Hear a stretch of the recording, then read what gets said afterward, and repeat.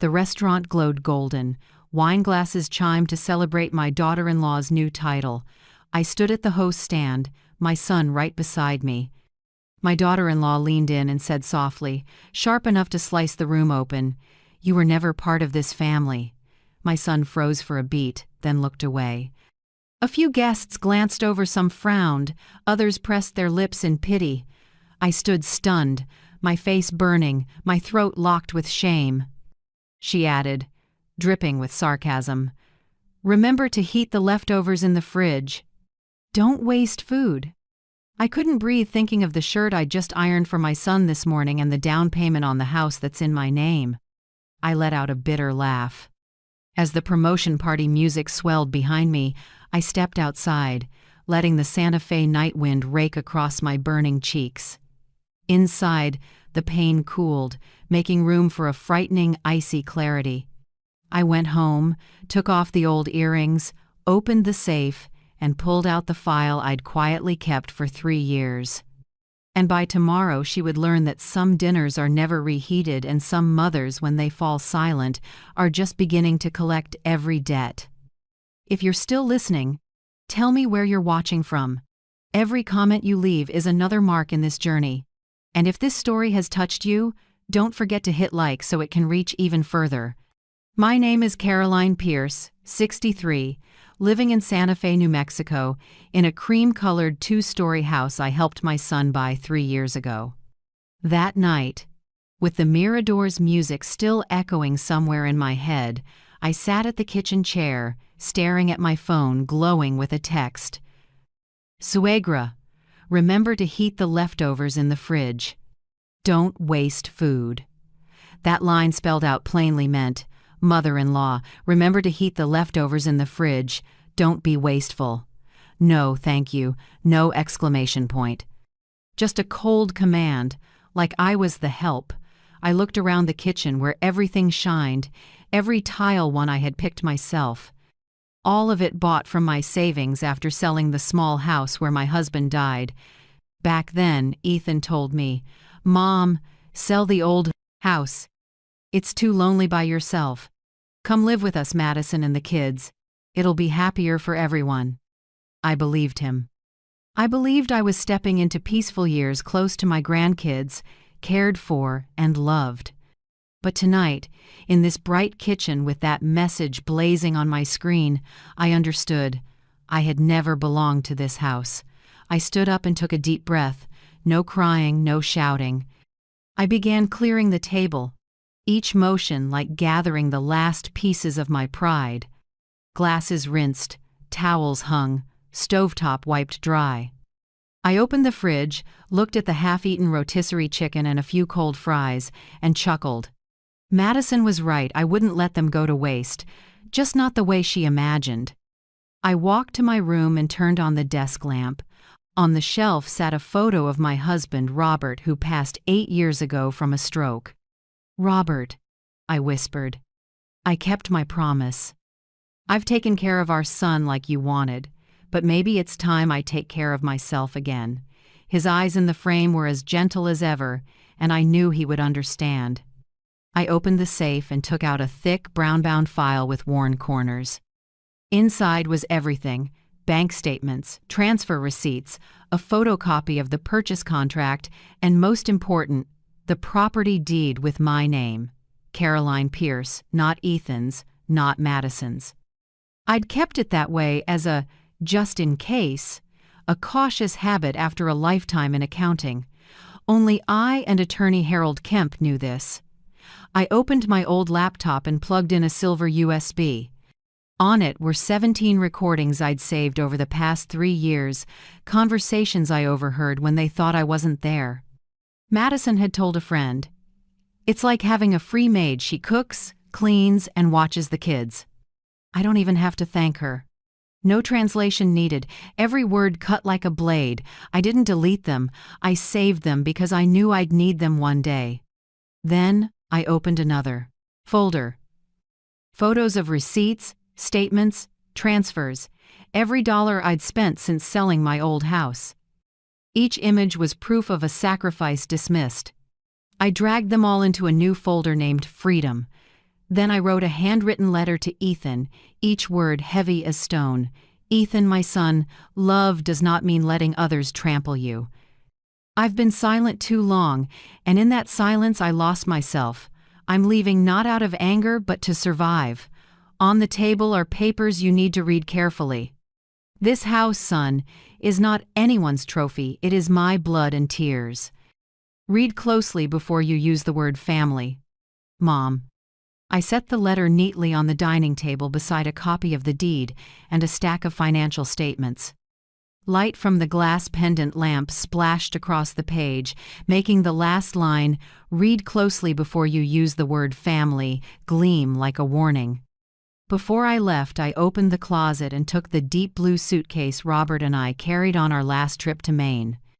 Inside, I packed a few clothes, my journal, medications, and our old wedding ring still shining. Then I looked around the room. Everything was oddly quiet. I walked to the kitchen, pulled the house keys off the hook, and gripped them tight. Not because I was afraid to lose them, but because I knew these keys would be my final statement. I am the only one with the right to enter this house. I picked up my phone, scrolled through contacts, and called Martha Lane, my closest friend for over 20 years, the one woman I trust. Her voice trembled when she heard me. "Caroline? Goodness, your voice sounds odd. Is everything okay?" "Martha, I need a place to sleep tonight. Just one night. You always have a room here. Come over. I'll make coffee." Her voice felt like a warm blanket on a cold night. I ended the call, then dialed Avery Pierce, my niece, an attorney specializing in family property. I'd hinted at a few things before, but tonight I was clear. "Avery, can you meet me tomorrow morning? We need to talk about the house. Aunt Caroline, of course. I'll prep the documents. 9 a.m. at my office, okay?" "Okay. And Avery, don't tell anyone. This stays between us." The last call was to Harold Kemp, who handled the transfer paperwork 3 years ago. His voice was gravelly but steady. "Mrs. Pierce, your documents are fully valid. That house is in your name. No one can transfer it without your signature. Thank you, Harold." I just needed confirmation. I hung up and, for the first time in years, felt genuinely at peace. Before leaving, I walked through each room, touching the sofa, the family photos on the wall, the oven still carrying the scent of leftovers. I took it all in one last time, as if closing a chapter. The clock read 11:45 p.m. I rolled my suitcase to the door, locked up carefully, then pulled the key and slipped it into my purse. The click sounded dry but weighty. Outside, Santa Fe was hushed. I looked up at the sky washed in silver moonlight and took a long breath. The night wind carried the scent of lavender from the neighbor's yard. I started walking, each step lighter than the last, and inside I knew, tonight I'm not leaving to run, I'm leaving to take my life back. I turned to look at the house, the living room lights spilling through the window like empty eyes. I whispered, "Sleep well, my house." And as I stepped onto the sidewalk, my shadow stretched under the street lamp, carrying what remained, one mother, one suitcase, and the keys to reopen her own life. 3 years ago, I lost Robert, my husband, the man who shared over 40 years with me. He passed after 6 months fighting pancreatic cancer. Those 6 months were the longest, most painful, and quietest of my life. Every morning I made coffee and set an extra cup by mine, even though he'd never drink it again. The house in Albuquerque, where we raised Ethan, held only the tick of the wall clock and the chill seeping through the windows. I got used to waking early, drawing the curtains, and murmuring, "Good morning, Robert," with no one to answer. Robert's funeral was on a skin-biting February day. Everything slid by like a slow-motion film, the scent of white chrysanthemums, church music, Ethan's hands on mine without warmth. Madison stood next to my son in a black coat, face properly solemn but eyes far away. She laid a bouquet of roses on the casket and said softly, "Rest in peace, Mr. Pierce." It chilled me. Mr. Pierce, not Dad. a small distance, just enough to pull my heart down. After the funeral, I returned to our old 2-story place in Albuquerque. Every room was a memory. The burn mark on the kitchen table from the time Robert forgot the stove, the living room wall where Ethan once scribbled with crayons, the armchair where Robert read the paper every Sunday morning. Everything was there and empty. I cooked less, ate less, spoke less. Time sifted like sand through the old hourglass, and sometimes I wondered if the world might forget I still existed if I stayed still long enough. 2 weeks later, Ethan and Madison visited. They brought tulips and a lemon cake Madison called homemade, though I recognized the bakery taste. They sat in the living room, speaking gently, trying to sound caring. I knew they worried, but Ethan's eyes held something else, as if he'd come not just to see me, but to deliver a rehearsed line. "Mom," Ethan began, his voice soft but hesitant. "Madison and I bought a place in Edgewood near my work.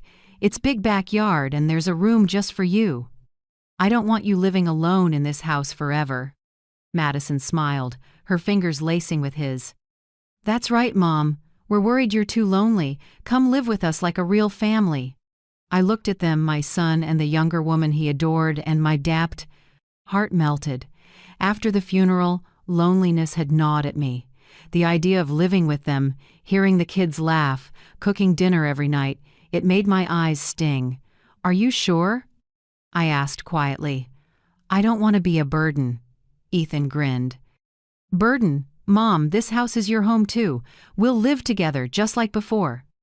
Those words, warm as they sounded, became the beginning of everything. Madison pulled out a printed packet saying they were short about $120,000 for the down payment to hold the house.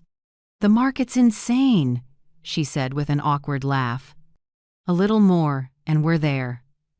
Ethan looked at me, eyes pleading. "Mom, I know you have some savings. If you sell this house, we can cover the down payment. Then you move in with us, you won't have to worry about anything." I sat silent for a long time. This was the place where Robert and I started with nothing. Every corner was our effort, our memories, our breath.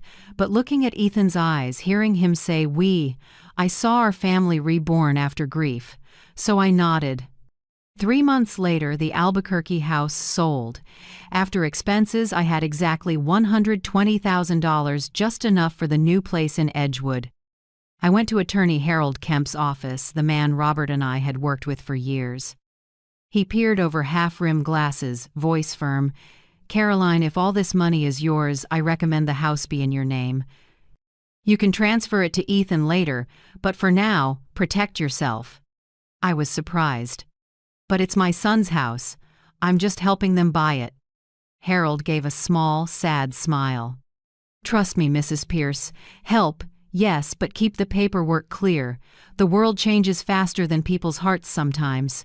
I took his advice, and maybe that was the wisest decision I ever made. On signing day, Ethan read every clause. When Harold asked, "The temporary owner of record will be Caroline Pierce, correct?" Ethan answered immediately without hesitation. "That's fine, Mom. This house is ours." Ours. I remember those 2 words. They made me trust, relax, believe nothing could shake a bond between mother and son. The Edgewood house was brand new. White walls, red tile roof, green lawn. My room was downstairs, small but bright, with a window facing lavender. Madison said, "I picked this room for you so it's easier to get around."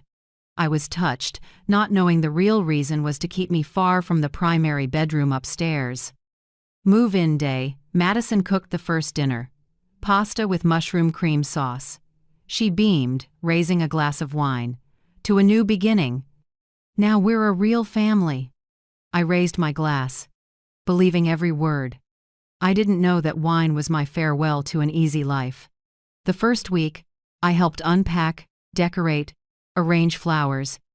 The second week, Madison asked me to watch the kids because she had to leave early for work. The third week, a chore list appeared on the fridge. Laundry, dishes, clean rooms, prep dinner, fold kids' clothes. I thought it was temporary help until they settled in, but temporary stretched month after month. Ethan was busy as an engineer, often home late. Madison climbed the banking ladder. And me, I became housekeeper, cook, babysitter, and sometimes a ghost. Mornings, I woke at 6 a.m., brewed coffee, made breakfast. Madison left in office wear with expensive perfume. Ethan tossed out, "Thanks, Mom," and vanished with her. Afternoons, I did laundry, cooked dinner, helped the kids with homework. At night, I heard them talk in their room, sometimes arguing, sometimes laughing, and I lay in bed staring at the ceiling, telling myself, I'm living with my family. I should be grateful. But gratitude thinned into fatigue, then into emptiness. No one asked if I slept well, ate anything, or needed an eye checkup. Only the chore list got refreshed weekly, written, in red marker, slapped onto the fridge. Once, I forgot fabric softener. Madison reminded me in a voice light as silk and just as cold, making my face burn. "Caroline, I know you're older, but the house still needs discipline, right?" I stayed quiet. I'd learned arguing only made things awkward for Ethan. I wouldn't do that to my son. Slowly, "we'll live together," turned into an unsigned contract, my payment in labor, theirs in indifference. I was no longer mom, but the person in charge of the house. I no longer had a room of my own, only the convenient downstairs space. I wasn't asked for opinions, only assigned tasks. Even so, I believed thought it would change when Madison eased up, when Ethan noticed, when the kids grew. I was wrong. It took 3 years to understand. I wasn't living with them. I was working for them in the very house I'd bought, with my own money. The trap I stepped into made no snap. It closed with sweet words, convincing smiles, and a seemingly harmless promise. We'll live together, I believed. And 3 years later, that belief became the weapon that hurt me most, yet also the thing that would help me win. Every morning the alarm rang at 5 a.m. I got up quietly, careful not to make the wood floors creak. Madison didn't like unnecessary noise. I brewed coffee for Ethan, made breakfast for Noah, 9, and Ellie, 6 fried eggs, toast, orange juice, always to each child's portion. As I set the plates down, Madison stepped out, white shirt, pencil skirt, heels ticking like a metronome. Her expensive perfume flooded the kitchen, drowning the smell of fresh coffee. She never said hello. She kissed the kids and reminded, "No sugar for Ellie, Mom, remember?" Then grabbed her bag, giving me a glance like you'd give a fixture. The door shut, the perfume hanging in the air, making it hard to breathe. Ethan was different. He was as gentle as ever, but gentleness had hardened into silence. Every morning when I poured coffee, he said, "Thanks, Mom," eyes glued to his phone. Words turned to habit, not feeling. I told myself, he's busy, let it go. But my heart pinched. Maybe nothing is lonelier than being spoken to by someone you love in a voice of obligation. I cleared the table, gathered dishes, washed towels, straightened rooms, tasks chained together with no days off. I used to think helping your children was joy until I realized joy exists only when you are thanked. At night, after dinner, Madison would go to the sink, run a finger along the edge and say, sweet and sharp, "Caroline, the sink isn't clean. There's a watermark here." I stood still, hands wet. Ethan sat at the table, head down, pretending to read the news. No one defended me. No one said a word. Only the kids' laughter in the living room reminded me I still existed in this house. Gradually, I disappeared from every family photo. Holidays, birthdays, Christmas, picnics. Madison would say, "Mom, can you take one for us?" And so, I held the camera. I stood behind the lens, framed them, counted 1, 2, 3, and clicked. In the picture, them smiling, hands clasped, matching outfits. Me? I was the one making sure the shot was straight. When they posted it, the caption was always, "Family time," and each time I looked, I felt a little more hollow. One afternoon, I heard Madison talking on the porch. Her voice was low, but every word carried because the glass door was cracked open. Old and still living free, like having a private maid. She cooks, babysits, cleans, no paycheck. Who wouldn't want that? I was folding a tablecloth when my hands stopped. I heard all of it, every word, every breath. She chuckled softly, a piercing sound like a wine glass shattering inside me. I didn't cry. Strangely, no tears. I felt a huge silence instead, like the sea at low tide. In that silence, something moved slow and certain.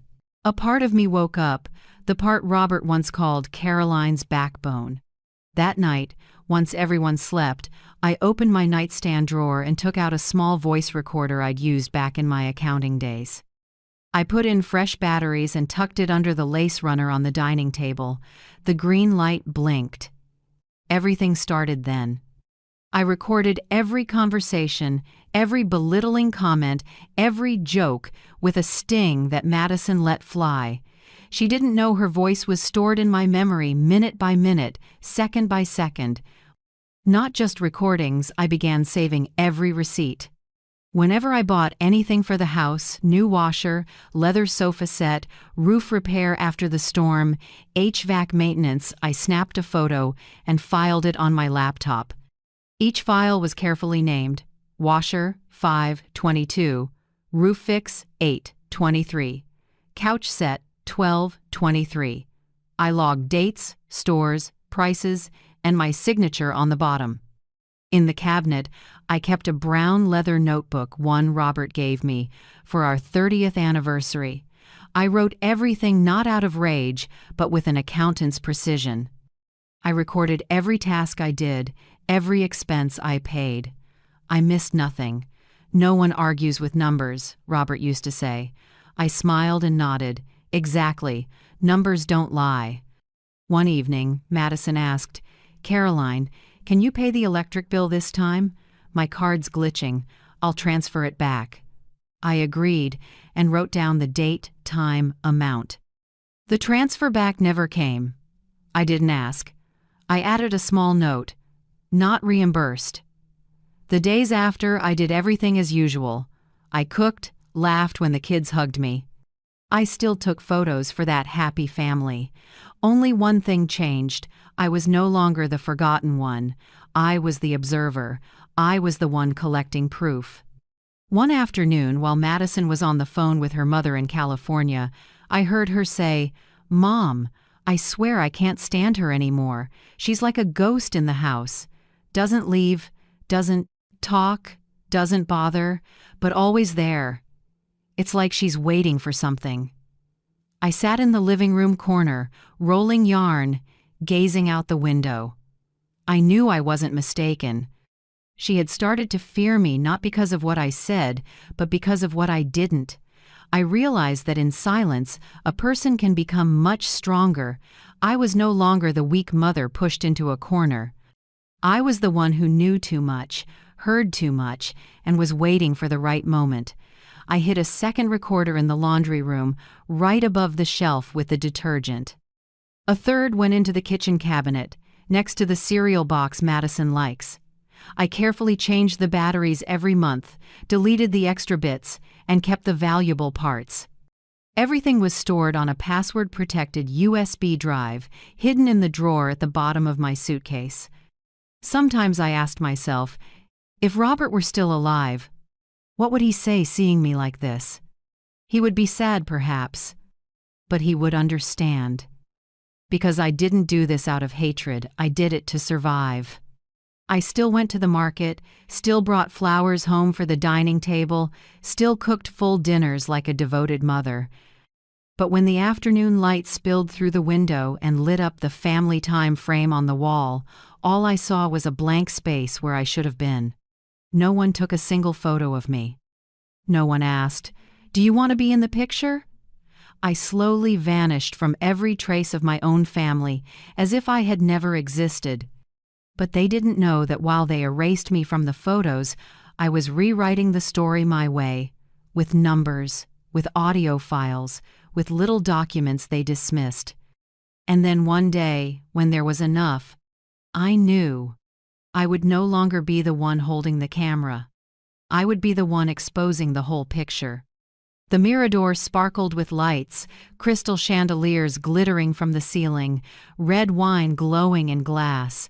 The room was full of laughter, smooth jazz, and the clink of spoons on porcelain. That night, they threw a party for my daughter-in-law, Madison Pierce, promoted to Regional Operations Director. A title everyone called admirable. I was invited at the last minute when Ethan blurted out, "Mom should come too, right?" Madison just smiled. "Of course, if you'd like." It sounded polite, but the tone made me feel like a mismatched accessory. I chose a navy blue dress, the one Robert used to say, "Makes you look 10 years younger." I ironed it myself that afternoon and prepared a small gift wrapped in silver paper. A Parker fountain pen engraved, "To Madison, congratulations." I wanted a peaceful evening, even though I held back many words. I didn't know it would be the night that ended all my faith in what they called family. When I walked in, Madison stood in the middle of the crowd, light hitting her hair, making her look like an actress at a movie premiere. People laughed, raised glasses, and made toasts. Ethan stood by his wife, his smile a little strained. I came closer and gently set the gift on the table. "Congratulations, Madison. I'm proud of you." She turned, her smile like a razor. "Oh, thank you, Mom. Did you find a seat?" Her voice was sweet, but her eyes didn't bother hiding the irritation. A server stepped up and asked for the reservation name. Madison handed over the list, 4 people. Madison, Ethan, Noah, Ellie. "Not me." The server hesitated. Madison tilted her head, voice low but cold. "It's fine. She's just tagging along. She was never part of this family." That sentence can destroy a mother or wake her up. For me, it did both. What do you think? How cruel can a sentence get before you're forced to walk away? Leave a few lines below sometimes. A single share is enough for someone to feel heard. Every sound in the room seemed to pause. The music still played, but I couldn't hear anything except my heart racing. Ethan froze, then pretended to study his wine glass. A woman at the next table turned to look at me with pity. It felt like being stripped bare in front of everyone. I went still, my face burning, my throat locked. I heard myself give a small, awkward laugh just to save face. Ethan said nothing, no defense, not even a glance. He just stood there like a post, hoping if he stayed quiet long enough, it would all blow over. As for Madison, after saying that, she simply turned to the staff and smiled. "Oh, could I get some fresh lemon, please?" Then she went right back to chatting with her coworkers, cheerful as if nothing had happened. I wanted to leave right then, but my feet felt glued to the floor. Ethan lowered his head and murmured, "Mom, don't mind her. She's had a little to drink." I looked at my son. That sentence hurt more than Madison's insult. As the dinner wound down, she laughed loudly, raised her glass, then turned to me, voice smooth and mocking. "Oh, Mom, remember to heat the leftovers in the fridge. Don't let them go to waste." The whole table burst out laughing, some probably out of politeness, but I heard a drawn-out "ha ha ha" from one of her coworkers. I sat still, my hand gripping the table's edge until my knuckles went white. In that roar of laughter, I felt myself vanish, as if the whole world had agreed I didn't deserve respect. I inhaled. In that moment, something inside me went dark. Another flame, small but stubborn, flared up. I didn't scream, didn't argue, didn't cry. I just stood, placed my napkin on the table, and said softly, "Thank you for the dinner." Then I turned and walked out of the restaurant. The Santa Fe night was cold and dry, carrying dust and a hint of lavender from the cafe across the street. The warm light washed over my face, and I realized I was trembling not from the cold, but from anger and clarity. I walked slowly to the parking lot, my hand gripping my purse. Inside me, humiliation had hardened into resolve. I whispered, like speaking to myself, "Enough, Caroline, enough." On the drive home, I turned on the radio but didn't hear a word. My mind replayed Madison saying, "She was never part of this family." The line rang out, steel cold, then dissolved into the night's silence. In that moment, I didn't feel pain anymore, just a sharp truth. They had treated me like a stranger for a long time. I was simply the last to admit it. The house appeared under silver moonlight. I opened the door and stepped in without turning on the lights. In the dark, everything was tidy because of my hands. On the kitchen counter, I saw the leftover boxes Madison told me not to waste. I lifted a lid. The smell of cold food hit me. I let out a rough, half-bitter laugh. "No, Madison," I muttered. "Some things, once cold, only make people sick if you reheat them." I flipped the light on. The soft glow fell across the wall of photos. Noah, Ellie, Ethan, Madison, all smiling. And me? I was the one holding the camera. I wasn't in a single frame. Suddenly, I felt light. If they could erase me from the pictures, I had the right to erase them from my life. I sat at the table, took off the old earrings Robert had given me, then opened the safe. The thick file lay still, as if waiting. I pulled out each item: the house deed, shopping receipts, bank statements, a photocopy of the contract, the USB with the recordings. Every sheet testified I wasn't freeloading in my own home. I arranged everything neatly in a document pouch. Then I opened my laptop and checked the backups. Everything was there: phone recordings of Madison, photos of bills I'd paid, emails I'd sent the roofing company. I moved them into a new folder and named it Tomorrow. Then I wrote a handwritten letter to Ethan. Black ink, steady strokes, no shaking. "Ethan, when a mother is humiliated in front of her son and he stays silent, family stops meaning anything. I'm leaving not to run away, but to keep what's left of my dignity. I've left everything you need to understand papers, receipts, and all the things you never noticed. Don't look for me until you're ready to see me as a person, not a shadow in the house." I folded the letter and placed it in the center of the table beside a copy of the deed and the key ring.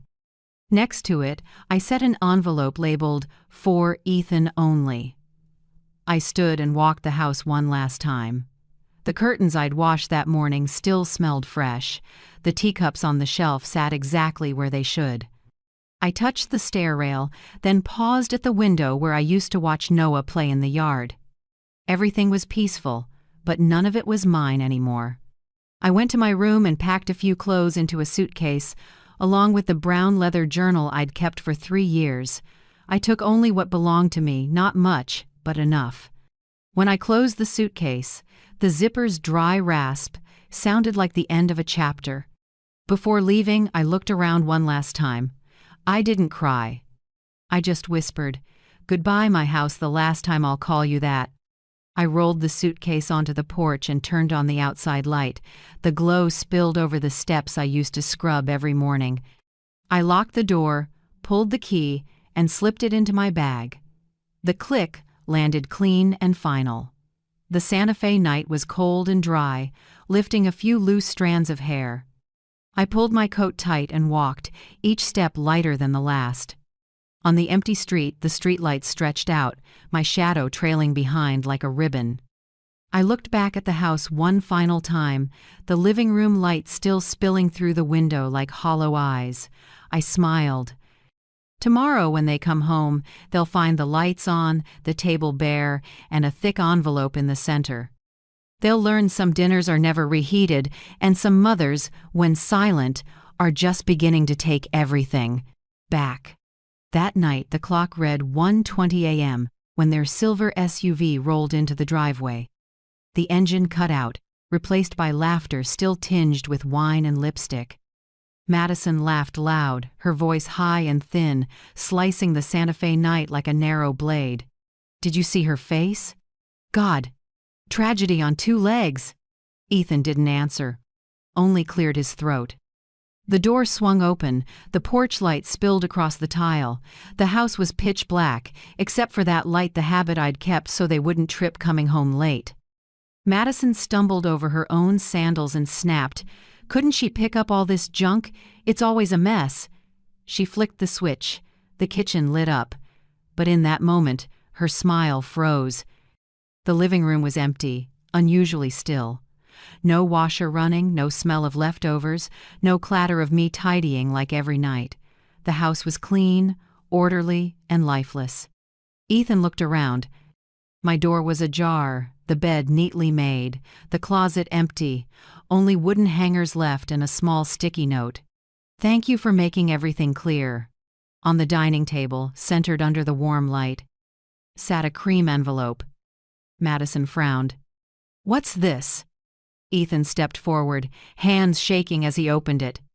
Inside were three things: a detailed breakdown of my financial contributions over the past 3 years, a small silver USB labeled "For Ethan," and a copy of the house deed with Caroline Pierce standing out clearly under owner. Ethan unfolded the first sheet. The numbers were typed carefully, exact to the cent. Down payment, $120,000. Roof repair, $14,500. Sofa purchase, carpet cleaning, HVAC maintenance, $8,900. Utilities, taxes, and other support, $41,200. Total, $185,600, all in my name, with receipts attached. Ethan stared at the total, his face draining. He muttered, "No way." Madison snatched the paper, skimmed it, and let out a flat laugh. "Oh, please," she counted every penny. Typical old folks, always thinking money buys affection.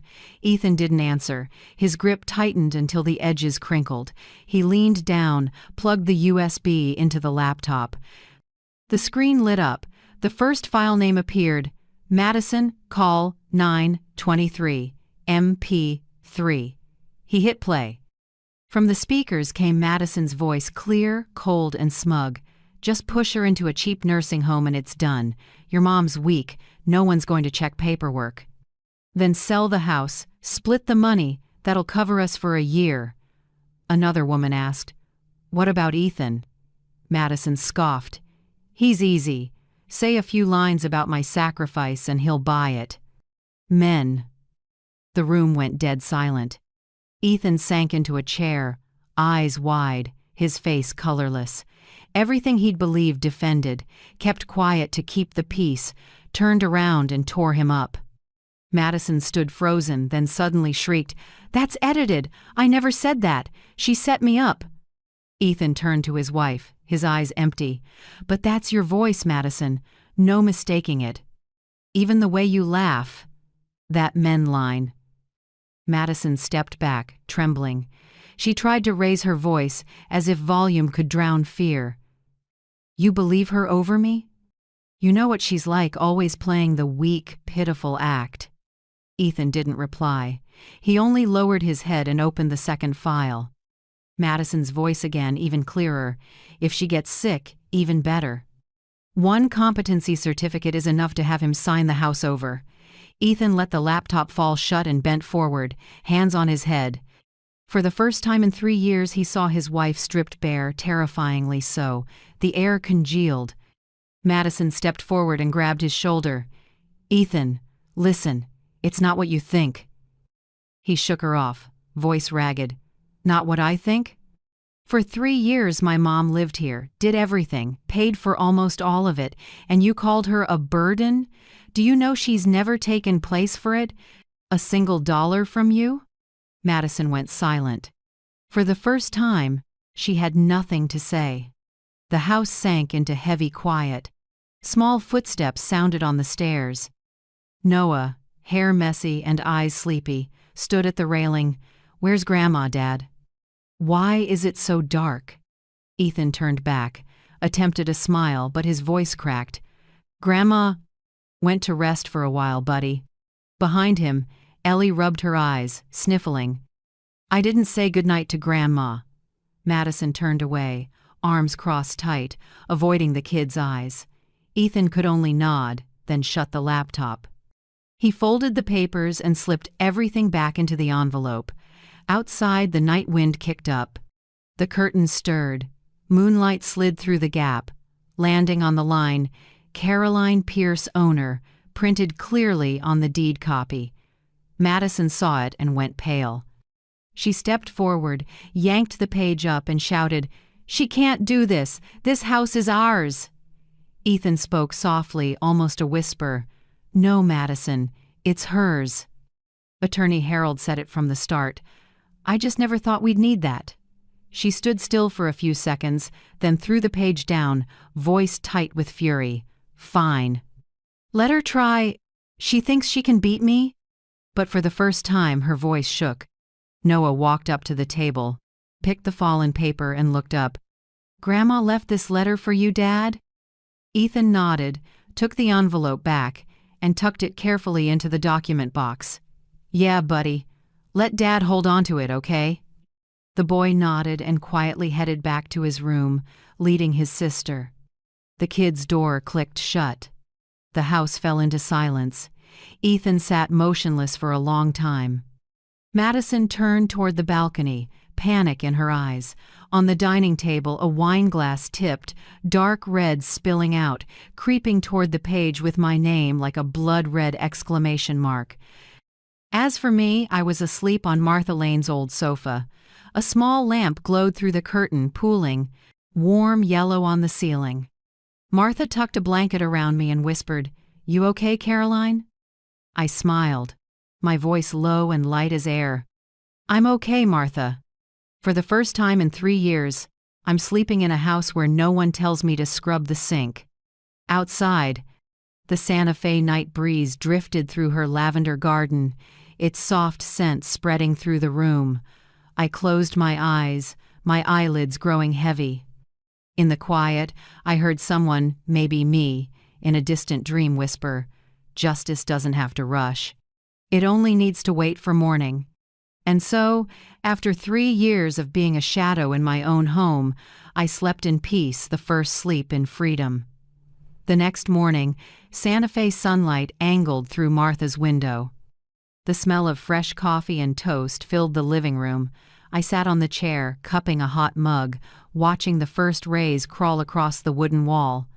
For 3 years, I'd always woken early, but this morning, for the first time, I woke without having to serve anyone.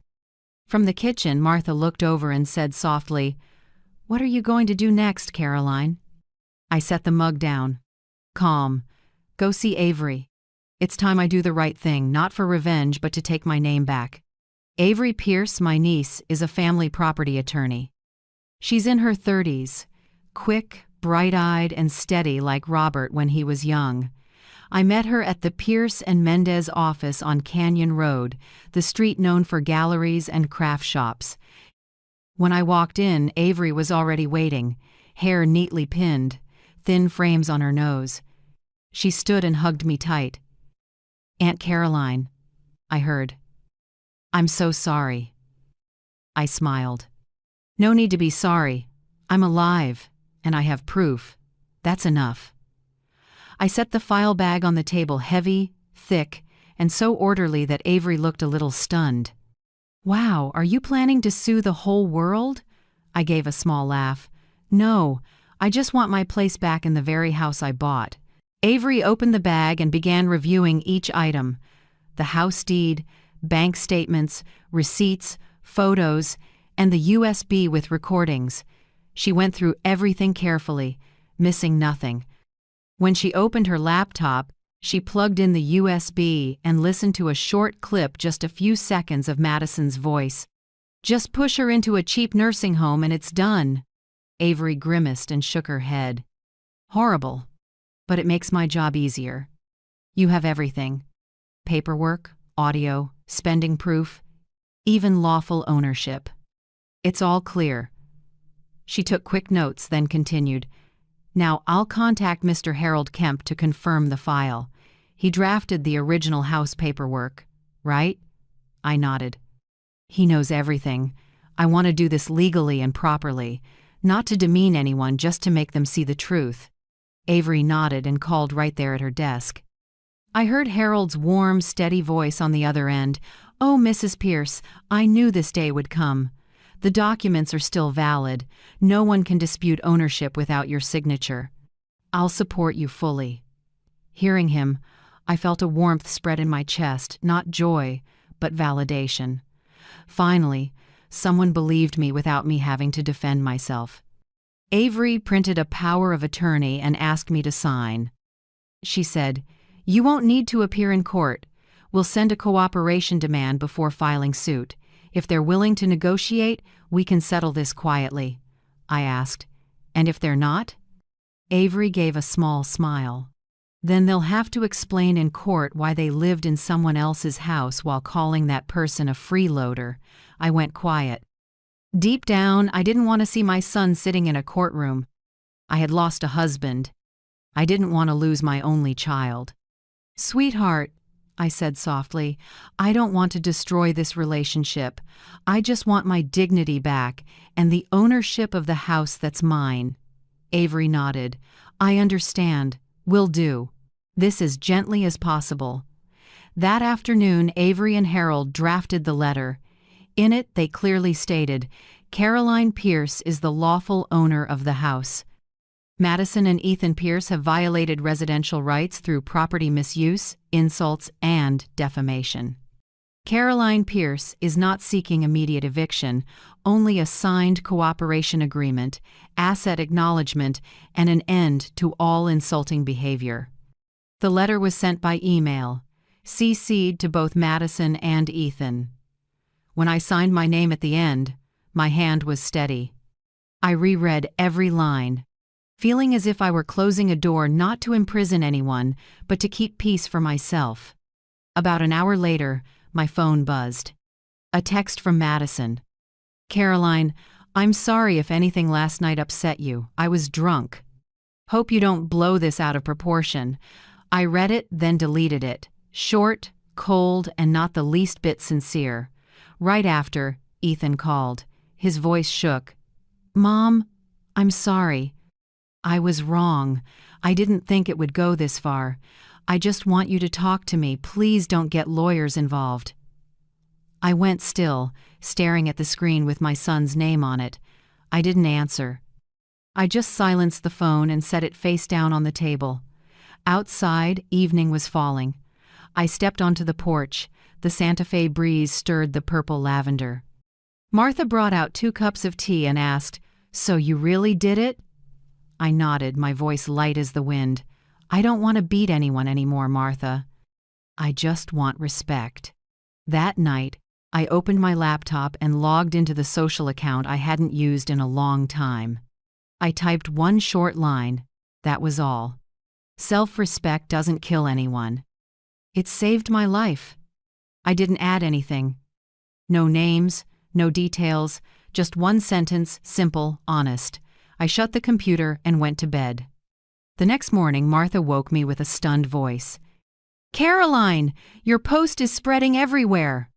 I bolted upright and looked at my phone. Over 800 shares, hundreds of comments from women everywhere. I was kicked out by my daughter-in-law, too. I know that feeling. Thank you for speaking for so many of us. We're not weak, we just love too much. I sat quietly and read each line, feeling both sad and warm. Some women were older than me, some younger, some just sent a heart emoji, but I knew they understood. All my life, I thought if I stayed silent long enough, people would recognize my kindness. Now I understand. Staying silent too long only makes people forget you ever existed. I brewed tea, took it to the porch, and watched the sunlight spill over distant mountains.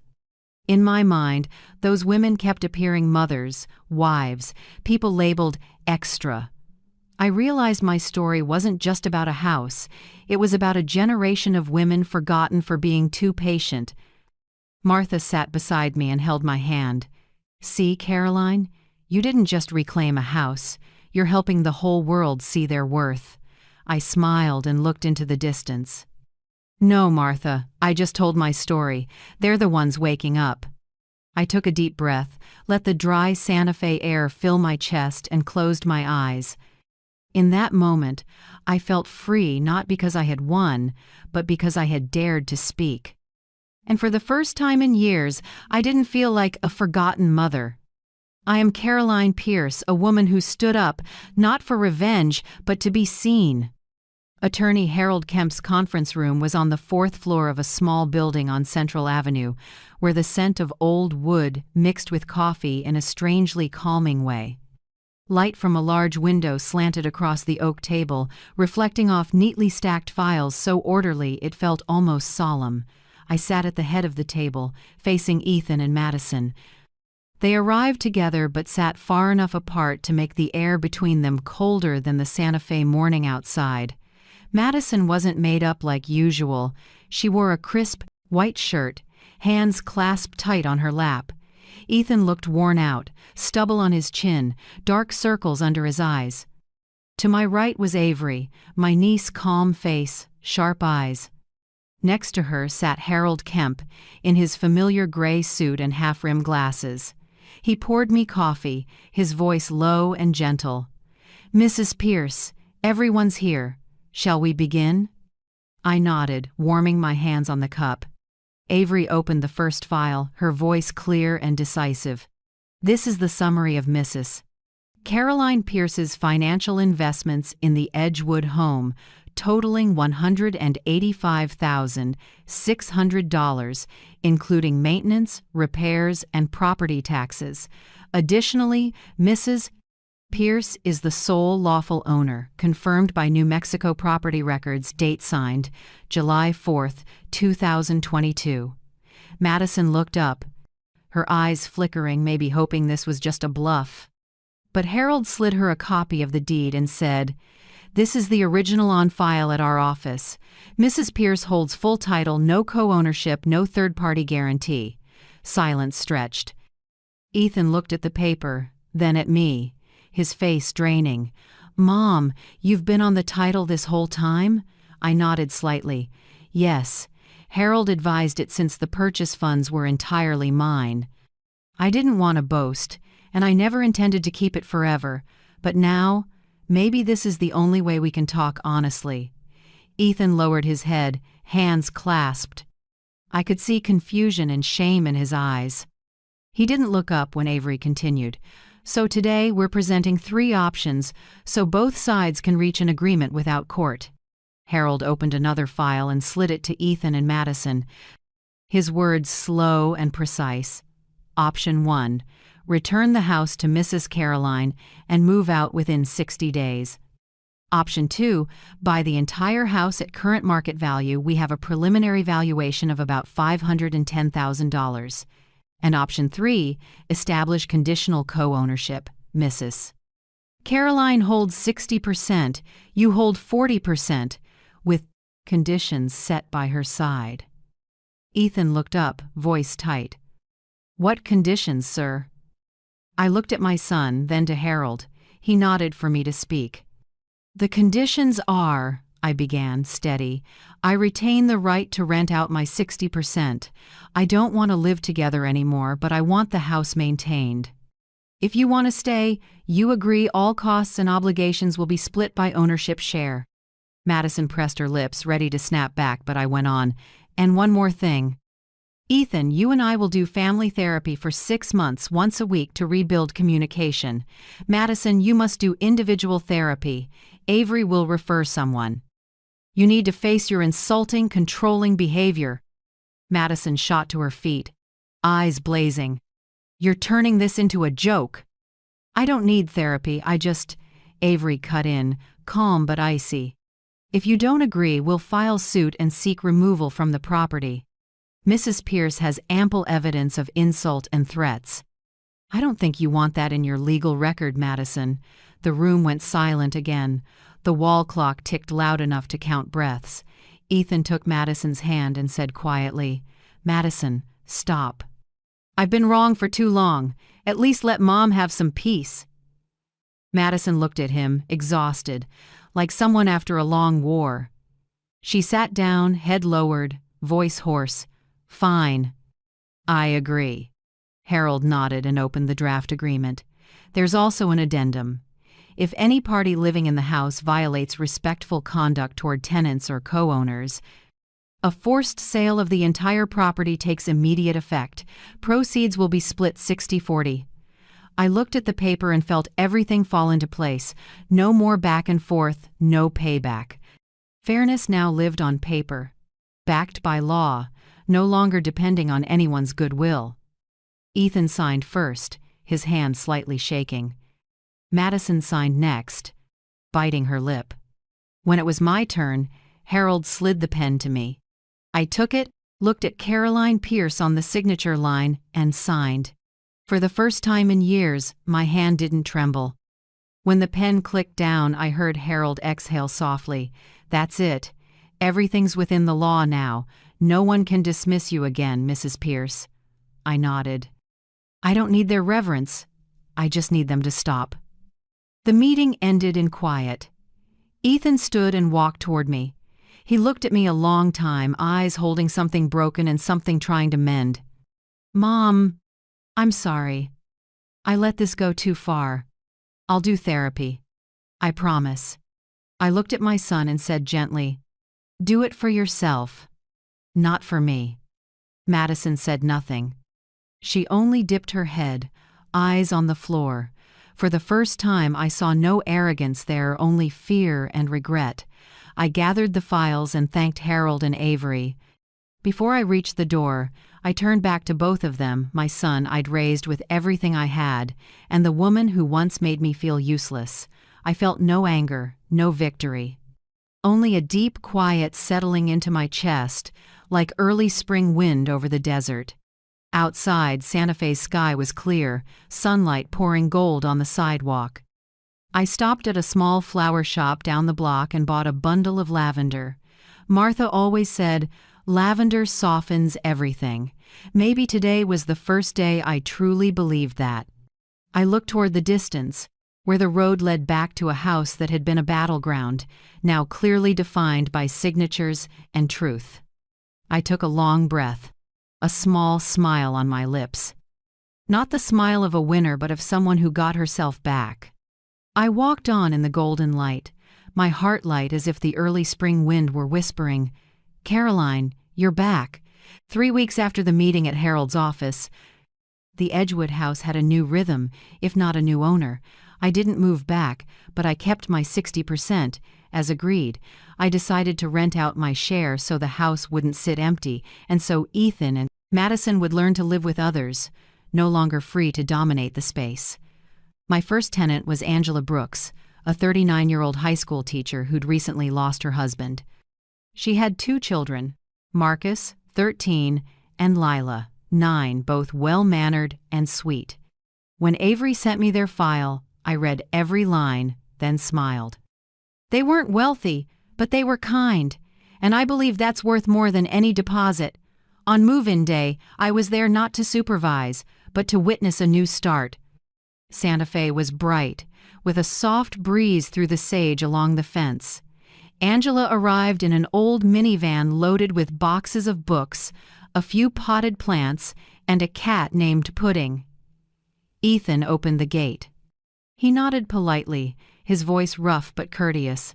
"Welcome, Miss Brooks. I'm Ethan. Glad to have you." Angela smiled, warm and genuine. "Thank you. We'll do our best to keep the house as clean as new." Madison stood behind Ethan, her face stiff as stone. She forced a smile, lips tight. I saw the strain in her eyes, a person used to ruling her space, now having to share it. When Angela came over to me, she held out her hand. "Thank you, Mrs. Pierce, for giving us this chance. We're truly grateful." I took her hand, my eyes softening. "Just call me Caroline, and don't thank me, just live kindly. That's enough."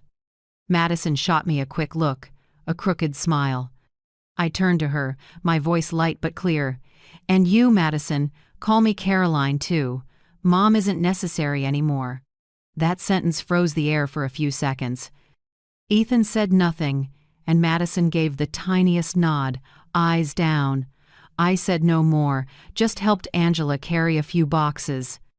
That afternoon the house filled with footsteps, laughter, and the rustle of packing paper. Lila squealed when she saw her new room's window face the garden. "I can see the lavender from my bed, Mom."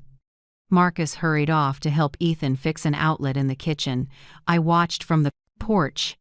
A strange feeling moving through me, this house, once a place of hurt, now echoed with children's laughter. That evening, Angela invited everyone to stay for the first dinner. She made lemon-baked salmon, simple but fragrant. The scent of lemon and butter drifted through the air, mixing with fresh bread, turning the kitchen once full of nagging into something warmly human. When we sat down, the mood was unlike any meal before. No commands, no cutting looks, just small talk, Marcus sharing about his new school, and Lila giggling as Ellie told her about art class. Madison tried to be pleasant, but the strain showed. When Angela got up to fetch more water, Madison muttered just loud enough, "Wonder if they'll conserve water. This month's bill is going to double." Angela heard it, but she didn't get angry. She just smiled, pulled a printed receipt from her wallet, and set it lightly on the table. "We've already paid our share, Madison. Don't worry."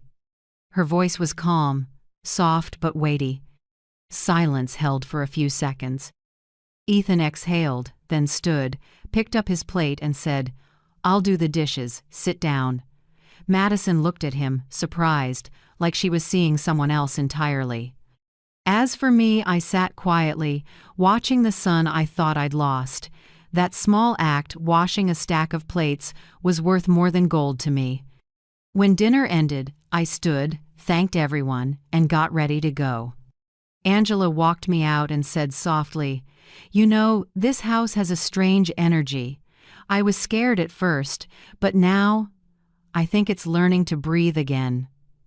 I smiled. "It's not just the house, Angela. The people inside are learning to breathe too." After that day, I didn't visit Edgewood often. I let Angela and her family own that space and me. I only needed to know things were moving the right way. But Angela still called every week, sharing small stories I never got tired of hearing. Once, she said, "Today Ellie came over too. Help Lila with art homework." They laughed the whole time. Madison came down to the kitchen, saw them, and just stood there. Then she grabbed a glass of water and turned away, but I could see her eyes were red. I went quiet for a moment, then said only, "Sometimes people just need to witness ordinary kindness to realize how wrongly they've been living." Another week, Angela told me, cheerful, Noah and Marcus just won the school baseball championship together. Ethan cheered the whole game, and Madison, she brought treats for the team. "I think she's changing." I smiled and said softly, "Good. That kitchen is teaching them kindness again." I pictured the kitchen once a battlefield of criticism, now a quiet classroom. Angela teaching her kids to wash dishes, Ethan helping with dinner, Madison learning to apologize when water boils over. Each child's laugh, every small story from shared meals like stitching cracks back together in that house and in themselves. One afternoon, Angela sent me a photo. 4 kids around the table, beaming, with Madison cutting cake behind them and Ethan pouring water. The caption read, "This kitchen is healing." I stared at it for a long time. Not out of pride or gloating, but because I recognized the most miraculous thing in any story. Kindness can grow back even on old ground. One afternoon, while I was watering plants on Martha's porch, Angela called. Her voice was light as air. "Caroline, I just wanted to say thank you. If you hadn't believed in us, that house wouldn't have had a chance to become a home again." I laughed. "No, Angela. Thank you for making it a home. I only rented out bricks you breathed the soul back in." That night, I sat by the window, watching the golden lights blur along the empty street. Inside, I felt a strange peace. I no longer lived in that Edgewood house, but I knew it was alive, teaching people how to love and respect. Outside, the wind carried the scent of lavender, the scent I once thought belonged to loneliness. Now it just made me smile. I whispered, as if to myself. Indeed, sometimes the deepest lessons are taught in the kitchen, and the tuition for them is the years we kept quiet. I closed the window and turned off the light. The Santa Fe night softened warm and gentle, like the arms of life itself, soothing me, a mother once forgotten, now seen, heard, and understood. The therapy office was in a small building on Cerrillos Road, downtown Santa Fe. Outside, blazing yellow maples. Inside, the air full of lavender oil and pine. On the wall hung a small, carved wooden sign. Healing doesn't erase the past, it teaches us how to carry it. I stared at that line for a long time before the door opened. Doctor. Helen Moore, a family therapist in her 50s, had a kind face and sharp eyes. She gestured to 2 chairs facing each other, with a small table and fresh flowers between them. Ethan sat on the left, and I on the right. No one spoke for the first few minutes. Helen smiled gently. We'll start with the simplest thing. Ethan, can you say why you stayed silent all this time? Ethan drew a deep breath. I saw his shoulders tremble. He spoke slowly, voice rough, as if every word dragged along a shame. Because I was afraid, Mom. Afraid of losing my wife, afraid the family would break, afraid of confrontation. I thought if I stayed quiet, things would fix themselves. But I didn't know. Silence is a form of betrayal, too. I didn't speak right away. Helen looked to me and nodded for encouragement. I spoke in a low, even voice. As for me, I hurt because I was forgotten, not because of lost money or a lost house, but because each morning I woke up and felt invisible in the very family I nurtured. I cooked, I did laundry, I kept the peace, yet no one looked at me as a person anymore. Helen wrote a few lines, then said, "You're both telling the truth, but truth alone isn't enough. You're going to write it down, not for me, for yourselves. A sincere apology letter. No defenses, no blame, only facts and feelings." I looked at Ethan. He nodded. That session ended in silence, just the scratch of pens and the sound of breathing. I saw my son's eyes redden as he folded his letter. The following week, Helen asked us to read our letters to each other. Ethan unfolded his page, hands shaking. "Mom, I hurt you with my silence. I didn't defend you because I was a coward. I let you be humiliated when all I had to do was speak. I forgot you taught me to stand tall and tell the truth. I'm sorry I let fear grow bigger than gratitude. I don't know if you can forgive me, but I want to start over, not to bring you back home, but so you'll know I'm still your son." I stayed quiet for a long time. Helen nodded toward me. I opened my letter and read slowly, word by word. "Ethan, I don't hate you. I'm just hurt. I once believed love could replace respect, and that was my biggest mistake. I let you see me endure, so you thought it was natural. I don't blame you. I just want you to understand. Love doesn't have to shout, but it must have boundaries. I forgive you, but I won't go back to the old life."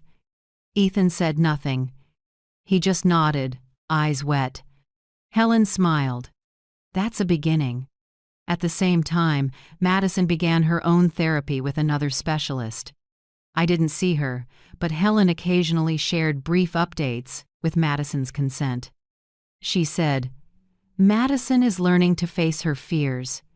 She fears poverty, being looked down on, falling short of her mother-in-law. Since childhood, she's lived in a family that measured people by wealth. That fear made her try to control everything." I listened, feeling both compassion and fatigue. I said softly, "Tell her I don't need her to be perfect. I just need her to be human, not the best, not the winner." Helen looked at me and smiled. "Maybe you're teaching Madison something her own mother never did." In later sessions, Ethan and I began to talk more. Sometimes I cried, but they weren't bitter tears, just release. I told my son, "Ethan, I will never return to that house as a housekeeper. If I visit, I'm a guest. I need boundaries, and you have to learn to respect them." He nodded and said very quietly, "I understand, Mom, and I will." After that, I noticed something change. Each morning, as I made coffee, my phone rang, Ethan calling, "Hi, Mom, have you had breakfast?" At first I laughed, thinking he dialed the wrong number. But he called every day sometimes just to ask whether I preferred tea or coffee. A small thing, but it warmed me. One Saturday afternoon, Noah called, "Grandma, I'm in a play at school next week." "I'm the kind wolf?" I laughed into the phone. "Then I'll come see the first kind wolf I've ever met." The next week, I went to the school, a small stage, warm lights, kids in clumsy costumes. Ethan and Madison sat in the middle row. I chose the back. When Noah spotted me, he waved like crazy. I smiled and waved back. Ethan's eyes met mine, and he gave a small nod, just enough to warm my heart. After the show, Madison came over and said softly, "Thank you for coming." I simply smiled. I didn't need forgiveness, just the truth. A week later, I got an email titled, "From Madison." I hesitated, then opened it.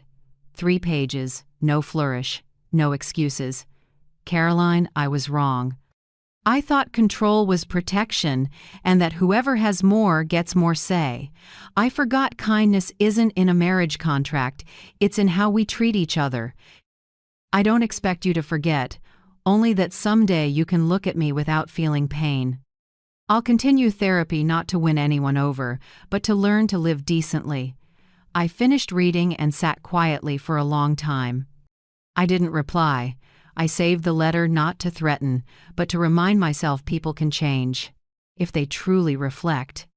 The next morning, I stopped by a small shoe shop on the corner. I bought a new pair of sneakers in teal, the first pair I'd bought for myself in years. The clerk asked, "Going walking?" I smiled. "Yes, starting tomorrow morning." And I did. At sunrise the next day, I laced up and stepped onto the gravel trail behind Martha's house. Each footfall beat steady on the path, like my own heartbeat, sure, free, and calm. I don't know what the future holds, but I know one thing for certain. I'm not walking back to where I was. I'm walking toward myself. 6 months had passed since I signed the co-ownership agreement. Spring in Santa Fe had softened. The lavender by Martha's porch bloomed purple again. I lived quietly, journaling, watering plants, walking each morning on the gravel path behind the house, the teal sneakers holding up, like my own steady peace. That morning, while making coffee, I got a text from Madison. "Caroline, if you have time, I'd like to meet and talk. Not about the past, but about a new start." I read it twice, then agreed. Not out of curiosity, but because I was calm enough now to see her differently. We met at a small cafe on Galisteo Street, with clay-colored walls and old wooden tables. When I walked in, Madison was already there, tidy, simple, no makeup, no designer labels. In front of her was a file neatly tied with ribbon. She stood and gave a small bow. "Thank you for coming." I nodded, sat, and waited for her to begin. Madison opened the file and set it on the table. Her voice was lower, softer, nothing like before. "I want to buy back 60% of the house. Here's a 5-year installment plan with reasonable interest and collateral in the form of shares I own in my company. I had my accountant and attorney prepare it. Every term is lawful." I stayed quiet, looking at the papers. Sunlight poured through the window, illuminating the table and highlighting the signature. "Madison Pierce at the bottom," I asked gently, without edge, only sincere curiosity. "Why now?" Madison looked up without flinching. "Because now is right. These 6 months, I've learned a lot. I've lived alongside a woman like Angela, someone not wealthy but full of self-respect. I've watched my kids be happy. I've watched Ethan change. I want that house to mean what it should, a home, but I don't want it back as a favor. I want it back as a responsibility. Her answer left me silent. Not because I was moved to tears, but because I recognized a different voice in her. No arrogance, no fear, just truth. I opened the file and turned page by page. The numbers, terms, and rates were clear. Madison had done everything properly, like someone who'd grown. I read carefully to the commitment clause. Quarterly payments, no more than 15 days late. Any violation forfeits the right to buy. Cautious, solid. I thought, this is a different Madison. I didn't sign right there. Instead, I called Avery and met her that afternoon to review the contract. Avery arrived with her usual professional calm, read each line slowly, then looked up. Aunt Caroline, this is a valid contract. Madison hired a good lawyer. The terms protect both sides. She smiled lightly. Are you going to agree? I nodded, then said quietly, there's one last condition I want to add. The next day, we met again at Harold's office to sign. Ethan came, looking calmer and more grounded than before. Angela came too, holding a small bouquet she handed me. We'd like to stay on as official tenants if that's okay. The house is steady now, the kids have friends, we truly see it as home. I smiled and laid my hand over hers. Angela, you made it a home, of course. Madison sat waiting for my new condition. I looked at her and spoke lightly but clearly. I'll sign, but I want one condition. Everyone in the house will have dinner together at least once a month. Not to show off, not to control, just to remind each other a home exists only if its people sit down together. Madison looked at me for a long moment, then picked up a pen and wrote that line into the addendum in a neat slant. Family dinner once a month. She signed and slid the paper to me. Agreed. We owe the kids that. I looked at Ethan. He nodded, eyes full of gratitude. Harold finalized everything, then handed me the pen. Anything else you want, Mrs. Pierce? I shook my head and smiled. No, I have enough. I signed clean, firm, steady. Not because I'd won, but because I'd found light after the storm. That afternoon, as we left the office, Madison stepped closer and said softly, Caroline, thank you for giving me this chance. I answered slowly, I didn't give it, Madison. You made it. I just didn't stand in its way. Angela, beside us, smiled kindly. Looks like you two just closed a chapter where nobody had to die. I laughed. Exactly. Only self-respect got to live again. That evening I went home and made myself chamomile tea. Martha looked up from her knitting and asked, All done, Caroline? I nodded, leaned back, and exhaled. All done. For the first time in years, I feel I don't owe anyone anything, and no one owes me. That night, I slept deeply. No dreams, no jolts. No faces from the promotion party, no knife-edged voice from Madison, no kitchen flooded with tears, only the soft wind on the porch and a trace of lavender. At sunrise, I woke as usual, brewed coffee, and opened the window. The first light poured in, warm as a blessing. I looked toward the hills, where the Edgewood house glimmered through the mist. It was no longer a prison, but proof that every storm can end in quiet if we stand firm. I whispered, as if to myself, Caroline Pierce, you've completed the circle of justice in your life. And I smiled a quiet, steady smile, round as a late spring moon. 1 month after signing the buyback contract, I got a text from Ethan. Mom, this Saturday night we're having our first monthly family dinner, like in the agreement. Could you come a little early? Madison wants to cook herself. I read it and smiled. Time moves fast. What once looked like ashes now was about to become a shared meal. No shouting, no fear, just dinner.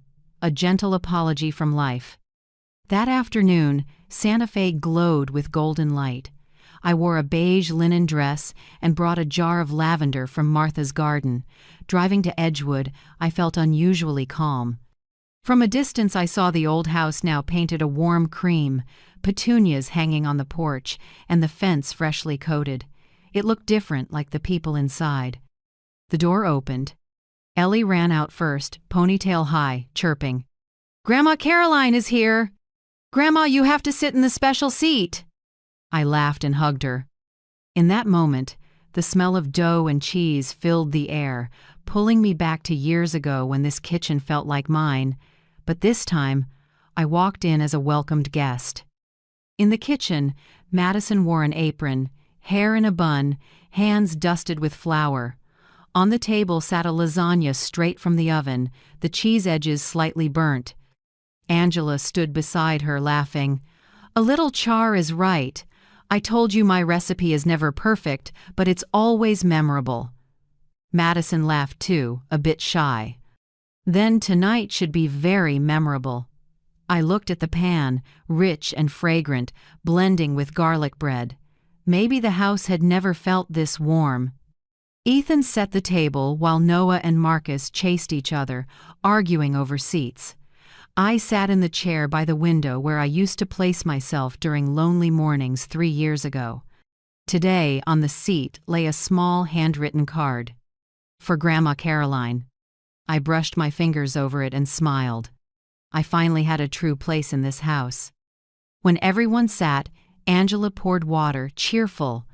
"Let me start, since I'm responsible for the burnt cheese." Laughter around the table. Madison laughed too, then looked at me. "Caroline?" I followed Angela's recipe. "I can't promise it's great, but it's honest."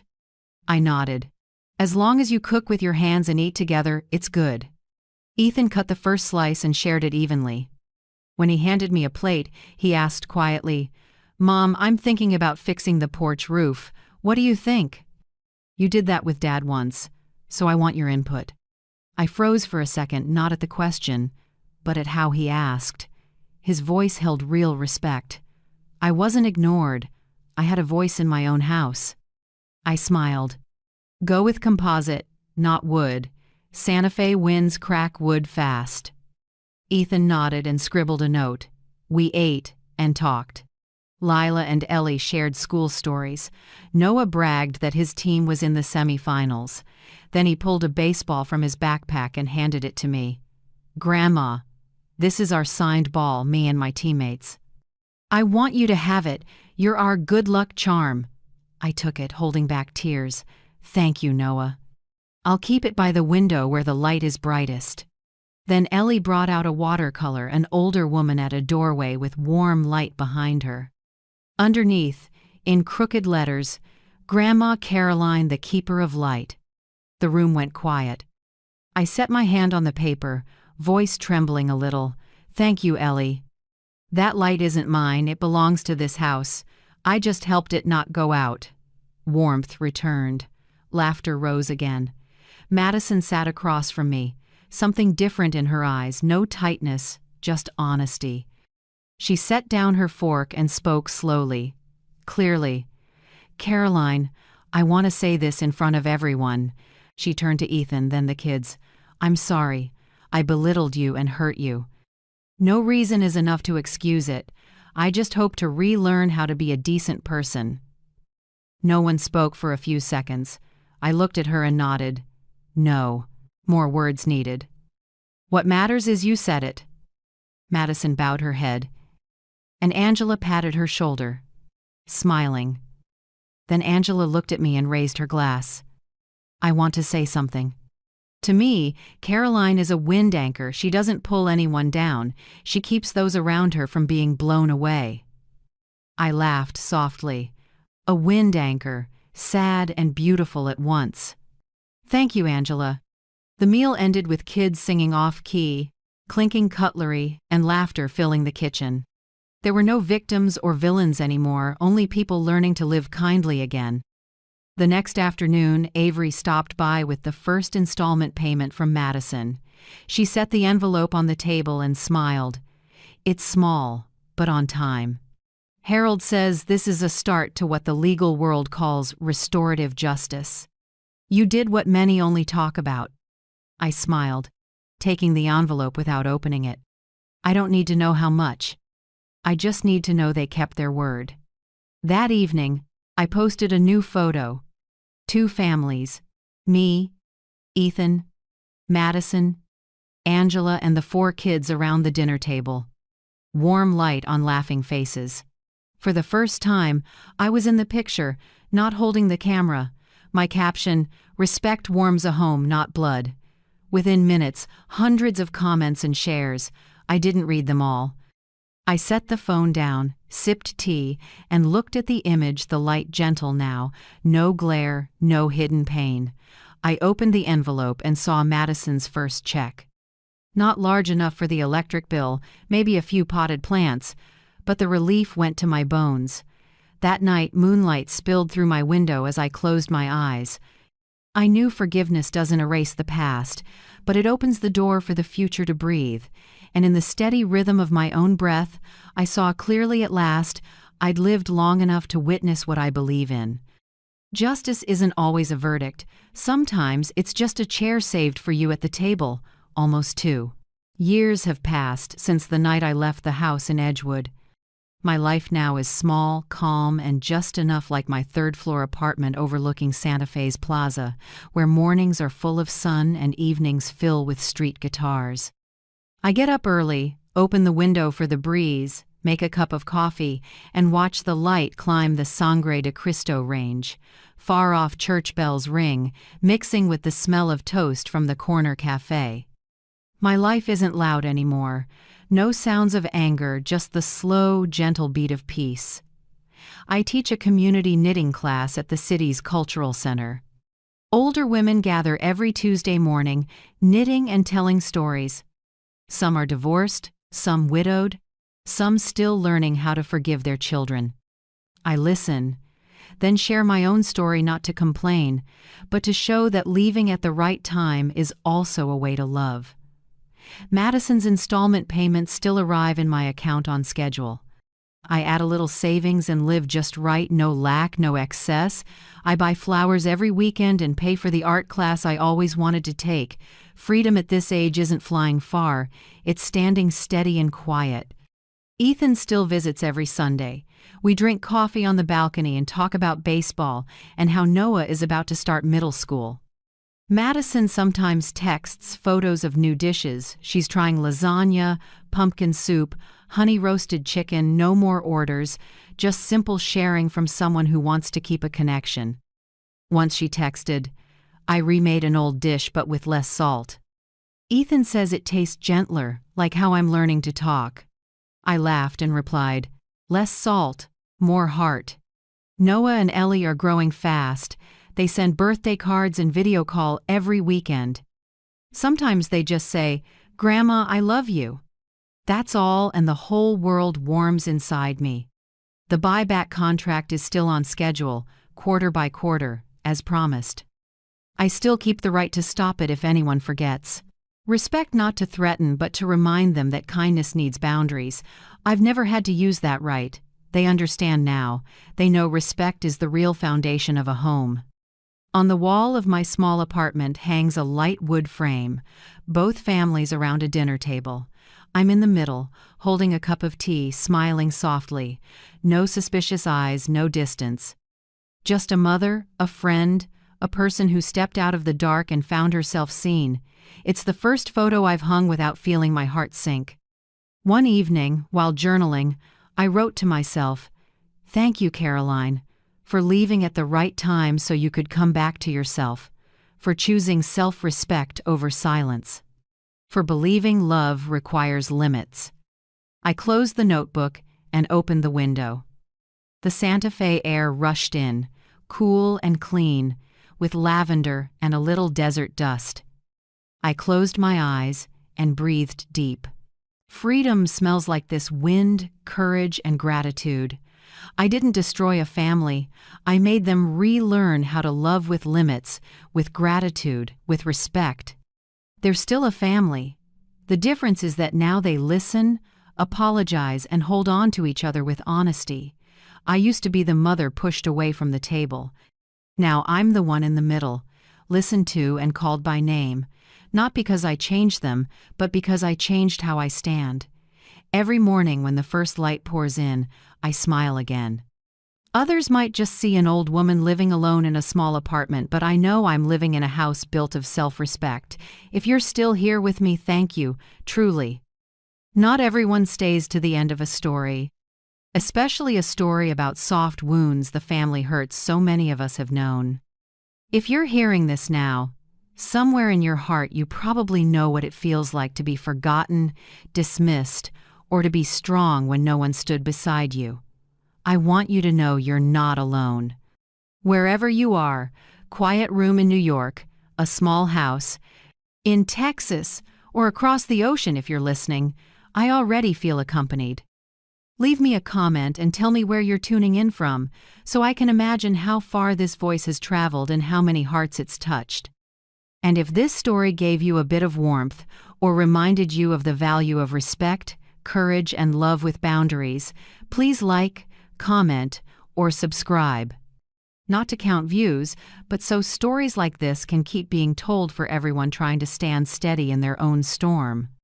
Because sometimes a single shared word is enough to warm a heart that's been cold for a very long time. Mom, take a blanket down to the storage room. We have guests tonight. Don't embarrass us. My son said it without looking at me, his tone as harsh as if he were ordering a maid. His wife stood by the kitchen counter, arms folded, adding one more cut. That room is big enough for one old lady. I went numb in the upscale apartment I'd bought with my husband's life insurance, the place that had once been our shared dream. A peaceful home where you can live in safety. But now, my son had turned it into a stage to humiliate his own mother. I didn't cry. I set my teacup down, looked him straight in the eyes, and said quietly, "All right." When the basement door clicked shut, I opened the lid of a small metal box hidden behind the storage bins. Inside were a camera, a copy of the condo contract, and a USB recorder. Tonight they thought they'd pushed me to the bottom of the house, but this is exactly where I would start climbing back to the top of my life. If you're still listening, tell me where you're watching from. Every comment you leave is another mark in this journey. And if this story has touched you, don't forget to hit like so it can reach even further. My name is Audrey Whitmore, 67, widowed for almost 2 years. I spent my life as a bookkeeping secretary at a small insurance company in Charlotte. Careful, quiet work, just like me. I'm not wealthy, but I get by. I'm not fearless, but I'm steady enough to withstand life's stormy seasons. I have one son, Brandon, the person I once believed was the last bright part of my world after my husband died. I used to think I was a good mother, a fortunate woman with a family. But today, standing in the apartment I bought with my husband's life insurance and hearing my son tell me to sleep in the storage room, I realize this. Sometimes you don't truly know who you are until your own blood tests your dignity. After Gil, my husband, passed, the house we'd lived in for 35 years turned cold, like a museum of memories. Every morning, I still brewed 2 cups of coffee, then remembered there was only one person left to drink. Every evening, the empty, wooden chair at the table reminded me that the only person who ever looked at me with gratitude was gone for good. I'm 67. At this age, people learn to slow down, but loneliness never does. It threads through every breath. 3 months after the funeral, Gil's lawyer called. He had left me $600,000 in life insurance, an amount I could barely imagine. Gil had kept it quiet, maybe so I wouldn't worry. I cried, but they were the first warm tears I'd shed in months. I thought, maybe he was still trying to protect me, even from far away. I spent weeks thinking. Then one March morning, I stood before a map of North Carolina and set my hand on Charlotte, the city where we dreamed of living in retirement. I remembered what Gil always said. A small condo near downtown, a balcony with night lights. When we're older, all you need is a place to sit and breathe free. I smiled and whispered to his photo, "All right, I'll do it for both of that. Us." 3 weeks later, I signed for a 2-bedroom condo in a new building in South End, quiet but close enough to downtown. Price: $400,000, including access to a pool, a gym, a private parking space, and a roomy storage area in the basement. I had $200,000 left, enough for upgrades and a cushion for old age. On key day, my hands shook. Sunlight poured into the rooms at noon, and I felt as if Gil were standing there, smiling gently. "Well done, Audrey. You finally did what you deserve." I picked every item myself: cream curtains, a brown fabric sofa, a vase of lavender. Everything in that condo held a piece of our memories. I called my son, excited. "Brandon, I've got great news. I just bought a new condo." "You and Tessa will love it." Silence for a few seconds, then his voice strange and cold. "With Dad's insurance money, right?" I hesitated. "Yes, Gil. Left it for me." "And you spent $400,000 on that?" "Yes, but there's still $200,000 for a scamly." He cut me off. "Did you ever think to ask me first?" "Ask you?" "This was your father's money. He left it to me." A hard breath on the other end, then a hang-up. I stood there listening to the long tone in a kitchen that still smelled of fresh paint. It felt like I'd lost something deeper than money, the little boy who once held my hand on his first day of school. 3 days later, the phone rang while I was arranging the living room. Brandon. His voice sounded softer, but there was something false in the sweetness. "Are you home this weekend, Mom?" "Yes, are you coming by?" "Yeah." "Tessa wants to bring her parents and a few friends to see the place. They want to tour it. And you can stay, but there's one thing." "What thing?" I asked. "Could you move down to the storage room in the basement for a few days?" I thought I misheard. "The storage room? Are you joking?" "No, Mom, just a few days. The condo feels smaller than the photos. Tessa doesn't want guests to see you living with us. They might think we can't afford to take care of you." I went numb. "Are you afraid people will think I'm poor?" Brandon lowered his voice. "I just need you to be reasonable. Don't let anyone see that you're old and still, clinging to us." I sat down, gripping the phone. "Brandon, this is my place. I bought it with the money your father left." He paused, then spoke slowly. "Exactly. It was my father's money, and I'm the legal heir. Don't forget that." He hung up. That night I sat alone in a home that still smelled of new wood, feeling both hurt and hollow. I had lost my husband, and now I might be losing my son. But instead of crying, I turned on the lamp and opened a notebook. I wrote one line: "No one gets to steal your dignity, not even your own child." The next morning, I started moving. I bought a mini camera and hid it behind a vase on the TV console, connected to my phone. I photographed every document, purchase contract, bank transfers, and saved them to the cloud. I was no longer the woman who bowed her head for fear of losing family. I understood now. If they wanted to play dirty, I'd use my head, not my tears.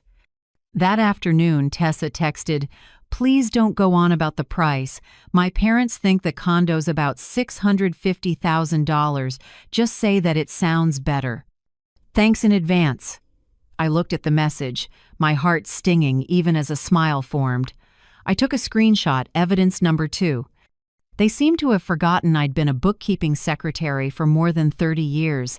I understand the value of paperwork and how to use it when it counts. 2 days before they arrived, I did what Brandon asked. I tidied the basement storage room. It was small, with bare concrete walls and weak yellow light, but clean. There was an outlet and an internal landline connected to the condo upstairs. When I lifted the receiver to test it, I heard the dial tone. It still worked. I laughed softly. It could be a lifeline, or a line that ties someone down. I set a wooden chair, a light blanket, and our wedding photo on a little table. "If you won't protect yourself, Don't blame them for treating you poorly, Gil used to say. I looked at his picture and nodded. The next evening, I heard a knock. Brandon walked in wearing a crisp shirt, but his voice was dry. Is the room ready? Yes. If you embarrass us, I'll put you in a nursing home. Don't try anything. I didn't answer. I slid my hand into my pocket where a tiny recorder was glowing. Are you finished? I asked, barely above a breath. Yeah. Then so am I. He left and the door slammed. Footsteps faded up the stairs. I stood in that small room, drew a deep breath, and hit record again. I looked around the cold walls, the metal box, Gil's photo. And I knew, from the darkest corner of this home, I would start lighting my life again.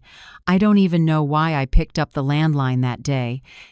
Maybe it was the habit of a former bookkeeper always checking whether things work. The morning was quiet.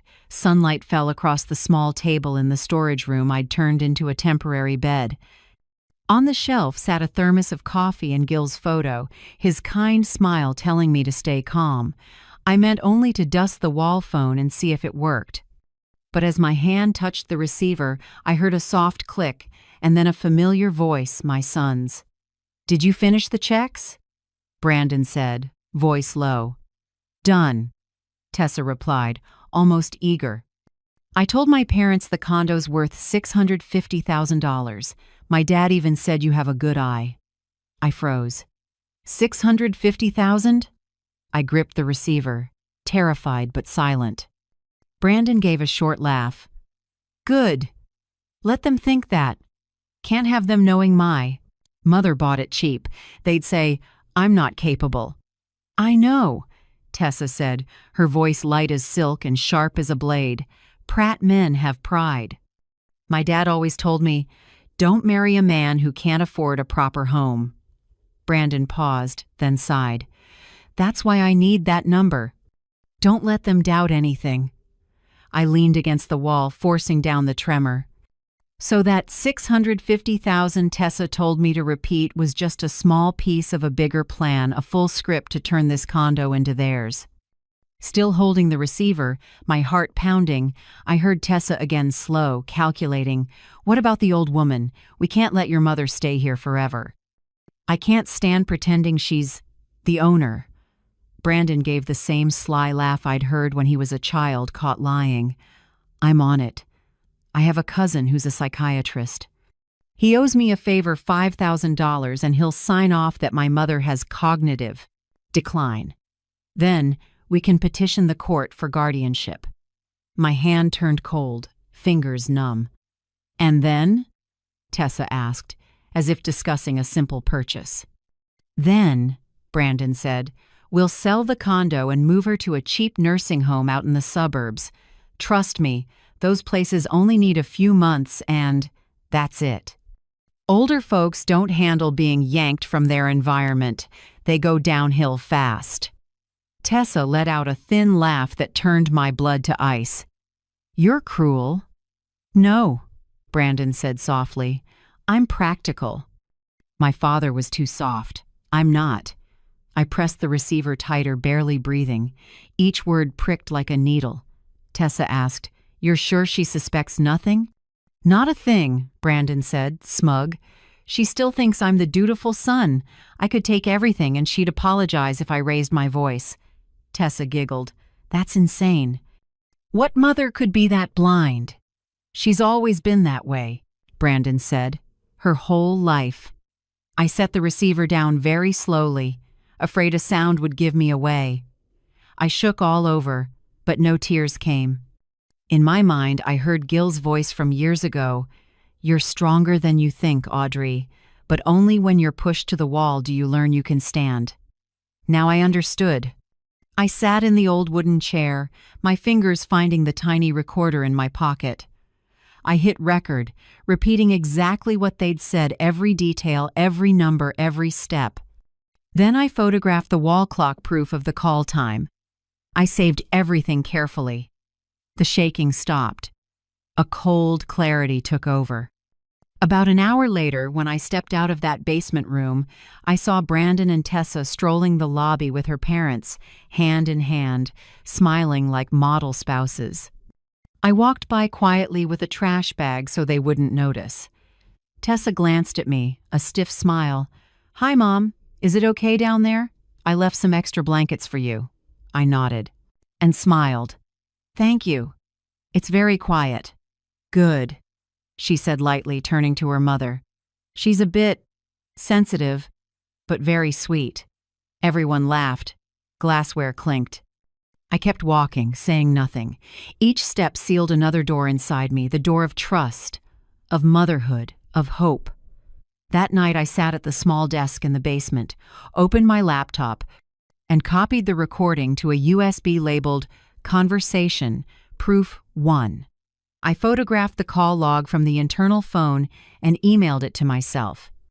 I was grateful for my cautious nature, the same habit coworkers once teased as the double-check lady. Turns out, it's what was saving me. A draft slipped under the basement door, and the night air felt dry and cold. I pulled on a sweater, my eyes landing on Gil's photo. I spoke softly, as if he could still hear. "See that? They want everything. But I won't make it easy." In my mind, I knew exactly who to call someone I trusted, someone who had never failed me. Naomi Brooks. Naomi and I had been friends since our 20s. We once worked at the same company, quick, tough, and a believer in justice. Later, she went to law school and became a civil attorney focusing on elder rights. We hadn't seen each other in years, but her number stayed in my phone as if my heart knew I would need her someday. I called. Her voice was warm and steady, just like before. "Goodness, Audrey, it's been ages. Are you okay?" I paused, holding back a sob. "Naomi, I need to see you, as soon as possible." Hearing my shaking voice, she turned serious. "What happened?" "I can't say over the phone. Just know, someone is trying to take my home. Someone in the family." Silence on the line. Then Naomi spoke, firm and low. "Listen to me, Audrey. Do not say another word to them. Stay quiet and gather everything: texts, recordings, documents. Don't react, don't get angry, don't cry. I'll drive to Charlotte in the morning. Understood?" I nodded, though she couldn't see. "Thank you, Naomi." "No thanks needed," she said gently. "From now on, you're not alone." After we hung up, I sat a long time, listening to the clock tick. Far-off traffic hummed like a memory.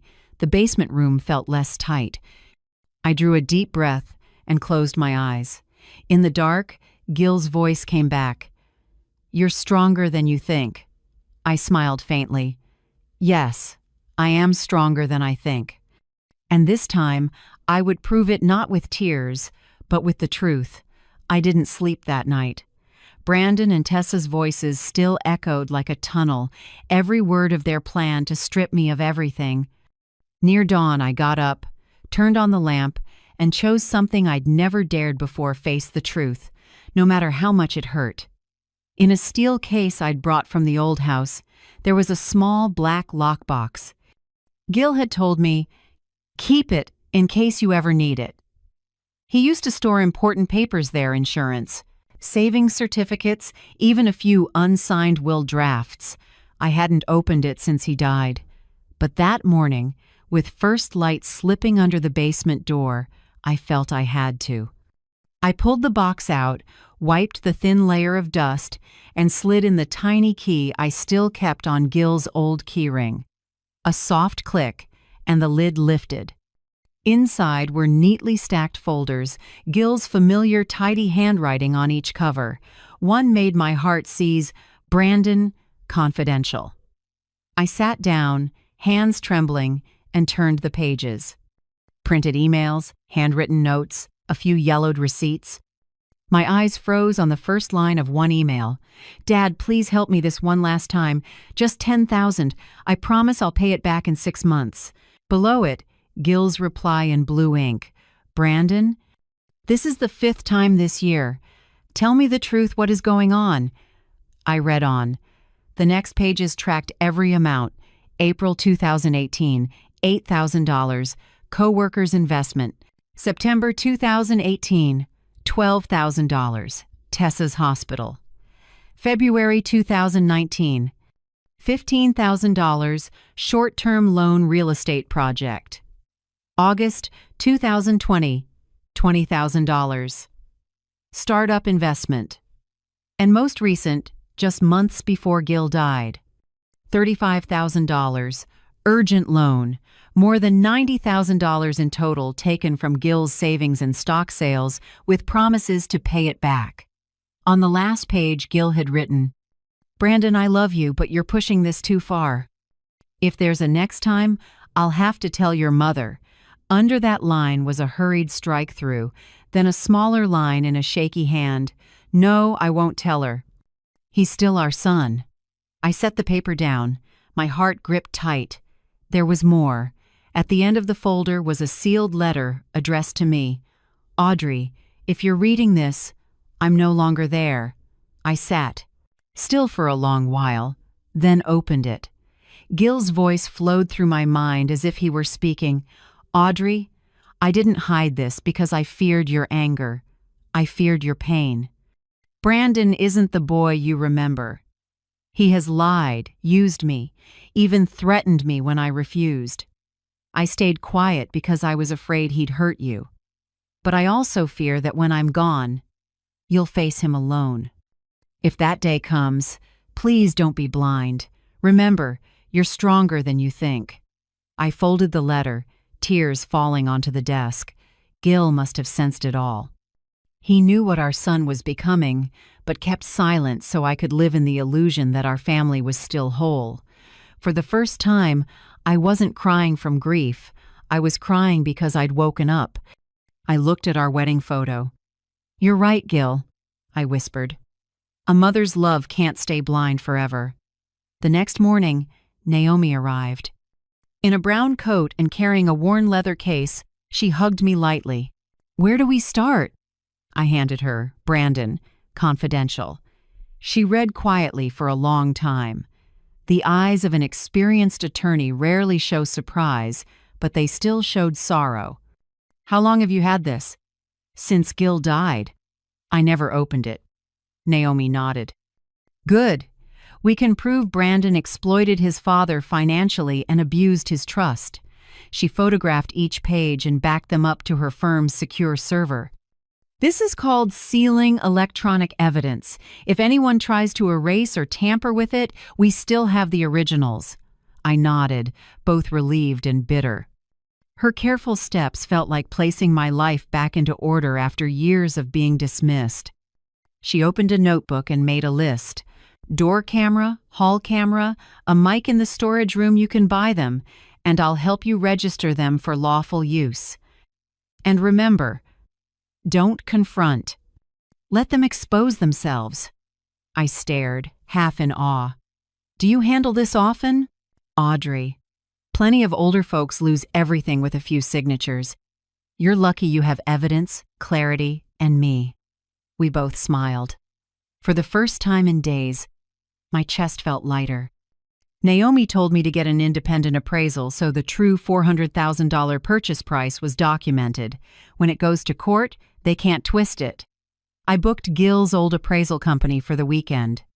Then Naomi suggested we go on offense not by suing right away, but by putting them under the light, invite them to dinner, willingly, let them perform their roles. We'll let them reveal themselves. I hesitated. "You think they'll come?" Naomi smiled. "People who believe they hold power always show up. Trust me." That night, I drafted the invite, hands steady. "Dear Tessa, I'd like to invite you, Brandon, and your parents to dinner this weekend. I want to thank everyone for helping me settle in. I'll make a few of Gil's favorite dishes." I didn't expect a quick reply, but 10 minutes later, Tessa wrote, "That's perfect, Mom. I'll tell Brandon. My parents will be thrilled. Can I bring 2 other couples to make it cozier?" I chuckled at the word cozier. Yes, it would be warm, but the fire wouldn't come from the stove. It would come from the truth waiting to flare on the table. Before bed, I arranged everything.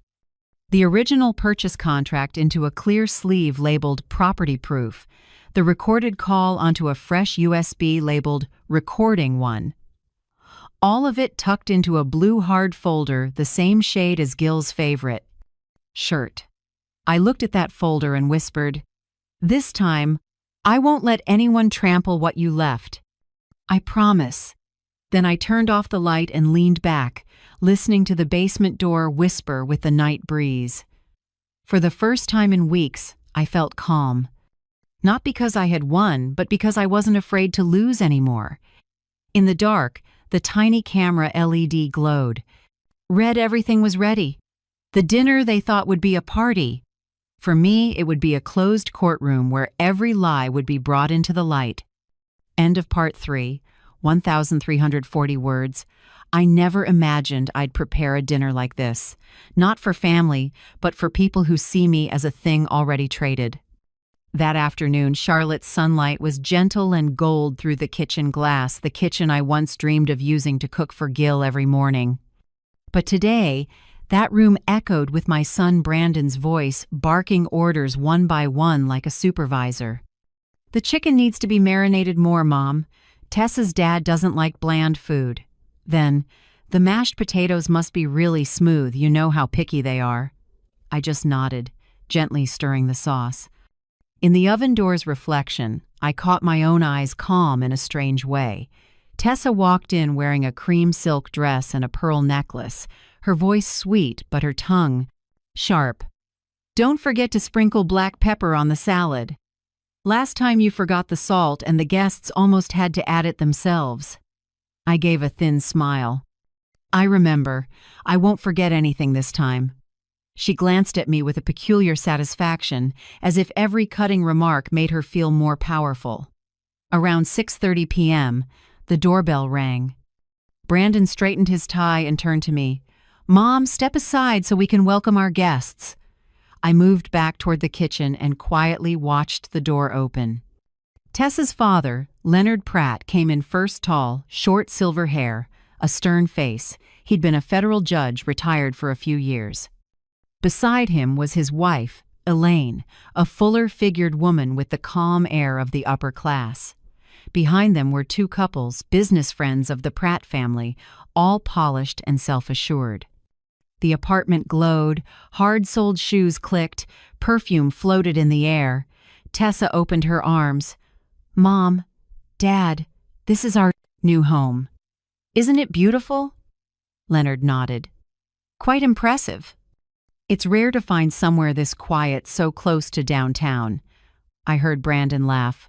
"We bought it for $650,000. Good asset, good location, worth every penny." That sentence cut into me like a blade. We bought.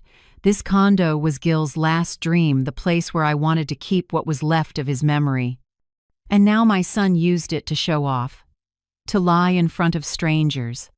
They walked into the living room, praising the rug, admiring the new chandelier Tessa bought with my credit card. I just kept setting the table. My hands sliced cake and ladled sauce with steady rhythm, but my heart had gone cold. Dinner began. They sat around the 8-seat dining table while I stood by, serving like a waiter. Brandon raised a glass of red wine, voice booming. "Thank you, Mom and Dad, and everyone, for celebrating with us. This condo is a big milestone, and partly thanks to my branded mother. Even though her health hasn't been great lately, she still tried to tidy up and cook. We're very grateful."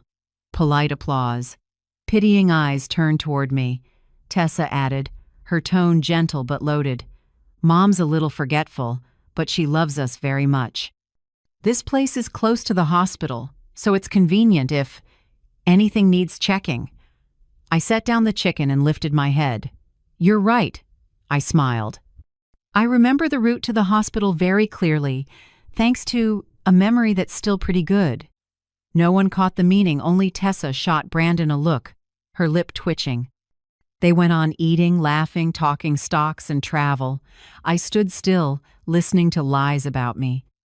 Brandon told them he had helped Mom buy this condo because she doesn't understand paperwork, and that all maintenance and property taxes were in his name. One of Pratt's friends said, "So dutiful." "Not many kids do that." Brandon gave a smug smile. "I'm just doing what a son should. My mother is a bit confused sometimes, so I have to watch over things." I drew a slow breath to stay steady. I had been waiting for this moment. When Leonard set down his glass, I stepped closer with a blue file folder in hand. "Sorry to interrupt," I said evenly. "I'd like to say a few words." The room went still. All eyes turned to me. Brandon frowned. "Mom, we're just a few minutes," I cut in, "because there seems to be some misunderstanding about this condo." I set the folder on the table. "This is the original purchase contract, price $400,000 paid from my account, not anyone else's. Included are the tax receipts and the wire confirmations from Regions Bank." People glanced at each other. Leonard raised an eyebrow. Tessa went pale. I continued, still calm. "And this," I pulled out a small USB, "is a recording of Brandon and Tessa discussing how to declare me incompetent, petition for guardianship, and sell this condo. They even discussed the price and the facility they planned to put me in, a cheap nursing home in the suburbs." A spoon clinked hard against a plate. Brandon shot up. "What are you talking about?" "You're making this up." "Sit down, Brandon," Leonard said, low and firm. I nodded to him. "Thank you, Judge Pratt." I took out my phone and played the audio. Brandon's voice rang out clearly. "My cousin will sign that she's not competent, then we sell the place. When older folks get pulled out of their environment, they go downhill fast." Tessa jolted, blood draining from her face. Leonard sat up straight, the cold eyes of a man who'd sat on the bench for more than 30 years cutting through them. "Stop," he said. "Play it again from the beginning." I did. Every sentence, every laugh, every calculation echoed through the room like knives tearing through the facade they'd built. When the recording ended, a heavy silence fell. Pratt's friend, a middle-aged man with glasses who'd introduced himself as a family and marital assets attorney, spoke grimly. "If this recording is authentic, there are at least 3 crimes here: conspiracy to defraud assets, coercion of an elderly person, and attempted deprivation of property rights. Each can carry up to 10 years. It cracked the air like thunder. Tessa gasped and grabbed Brandon's hand. "Say something, Brandon!" But Brandon said nothing. His face flushed, his eyes blazed. I recognized it, the look of the 10-year-old who smashed a window when he didn't get a toy. He growled, "You're nothing. That money is mine. It was my father's, and I'm the only son. You blew it without asking anyone." "That's right," I said softly. "Because he left it to me, not to someone planning to throw me out of my own home." The air thickened. Elaine looked from me to her daughter, lips trembling. "Tessa, is this true?" Tessa burst into tears and tried to grab her mother's hand, but Elaine pulled away. Leonard stood, his voice low and heavy as a gavel. "I thought my daughter chose a decent man. Turns out she married someone willing to rob his own mother. Brandon, if I were still on the bench, you wouldn't get a chance to argue." Brandon turned on me, eyes burning. "Are you doing this to humiliate me? I was only trying to help." I met his eyes, my voice even. "No, Brandon. You were trying to help yourself." No one spoke. One of Pratt's friends rose first, muttering, "I think dinner's over." The second followed, then Elaine, then Leonard. The door closed, and the apartment held only 3, me, Brandon, and Tessa. No laughter, no clinking dishes, only the truth sitting on the table beside a file folder and a small USB. I cleared each spilled glass of wine and each crumpled napkin and felt light. The dinner they had expected was over, but for me, the first chapter of justice had just begun. After everyone left, the apartment was so quiet I could hear the clock in the living room. Overhead lights fell across the tablecloth, highlighting stains of red wine, the traces of a dinner I would never forget. Brandon stood in the middle of the room, face flushed, fists clenched. Tessa collapsed into a chair, shoulders shaking fear or anger, I couldn't tell. I knew if I didn't end this night with a decisive move, I would never have peace. So I walked to the glass cabinet and opened the hidden compartment Naomi had helped me prepare. Inside lay a thick packet tied with a blue ribbon. I carried it to the table and set it down. "There's something you don't know," I said, oddly calm. Brandon stared at the packet. "What now, Mom? The deed? You want to keep performing this little show?" I looked straight at him. "No, Brandon. This is my new will. More specifically, an irrevocable trust. Tessa." I looked up, surprised. "Irrevocable trust?" "That's right." I opened the file and showed them page by page. Naomi helped me set it up legally, notarized by a law office with 2 independent witnesses. All assets, including this condo, my savings, and remaining investments have been transferred into the trust. I can't pull them back, and no one can amend them without a court order. Brandon squinted. "Then who's the beneficiary?" I turned to the second page, voice steady. "Not you, and not Tessa." He froze, his face twitching. "Then who?" "The Elder Abuse Protection Fund, with Naomi and her firm as legal advisors. When I pass, everything will be donated to help people like me who were threatened, controlled, and humiliated by their own family." Silence swallowed the room. Brandon let out a hard laugh. "You're joking. I'm your only son." I nodded gently. "You're right, but sons don't shove their mothers into cheap nursing homes or hire fake doctors to sign mental health papers to steal a home. I only—" "Enough, Brandon." I cut in, low and firm. "Gil Whitmore's son doesn't behave like that. If you had any of your father's blood, you'd be ashamed." Tessa shot to her feet. "Wait, how did you set that up? An irrevocable trust can still be voided if the grantor lacked capacity at signing." "You can't." A light laugh came from the doorway. Naomi stepped in, gray coat over her shoulders. Another case in hand. "You're right, Tessa. If Mrs. Audrey lacked capacity, this would be void. Unfortunately for you," she set a small USB on the table, "we recorded a capacity confirmation with an independent psychologist and a notary. All of it's on file." Tessa went white. Brandon swung toward Naomi, voice rough. "Who are you to butt into my family's business?" Naomi smiled, arms crossed. "I'm his mother's attorney, and I strongly advise you not to say anything else that could be used against you in the coming case." Brandon slammed his hand on the table. "You did this to destroy me? To make me a criminal?" I met his eyes, steady enough to make him step back half a pace. "No, Brandon, I'm protecting what's left of my life and your father's honor. You made yourself into a criminal." I didn't need to help. The air thickened. Brandon grabbed the documents, flipped through a few pages, then hurled them onto the table. "This isn't over. You think a stack of papers can bury me?" I didn't react. I simply opened my phone, hit record, and said quietly, "Thank you for stating your intent. Consider this more evidence of threats and coercion." He glared at me. "You'll regret this." Naomi cut in, voice cool as ice. "If you're planning violence, remember there are lawful cameras here, and everything you say is backed up to the cloud." Tessa tugged his sleeve, whispering, "Let's go, Brandon. Don't let them. Record more." But Brandon stood rigid, lips shaking with rage. "You canceled the will, you set up a trust, you changed the locks, but you're still my mother." "You'll do what I say!" I shook my head and placed a new set of keys on the table. "No, Brandon, I changed every lock this afternoon, door fobs and the basement lock. You no longer have a spare. If you come in again without permission, that's trespassing." Tessa's voice trembled. "Aren't you afraid?" I looked at her, no anger left, just fatigue.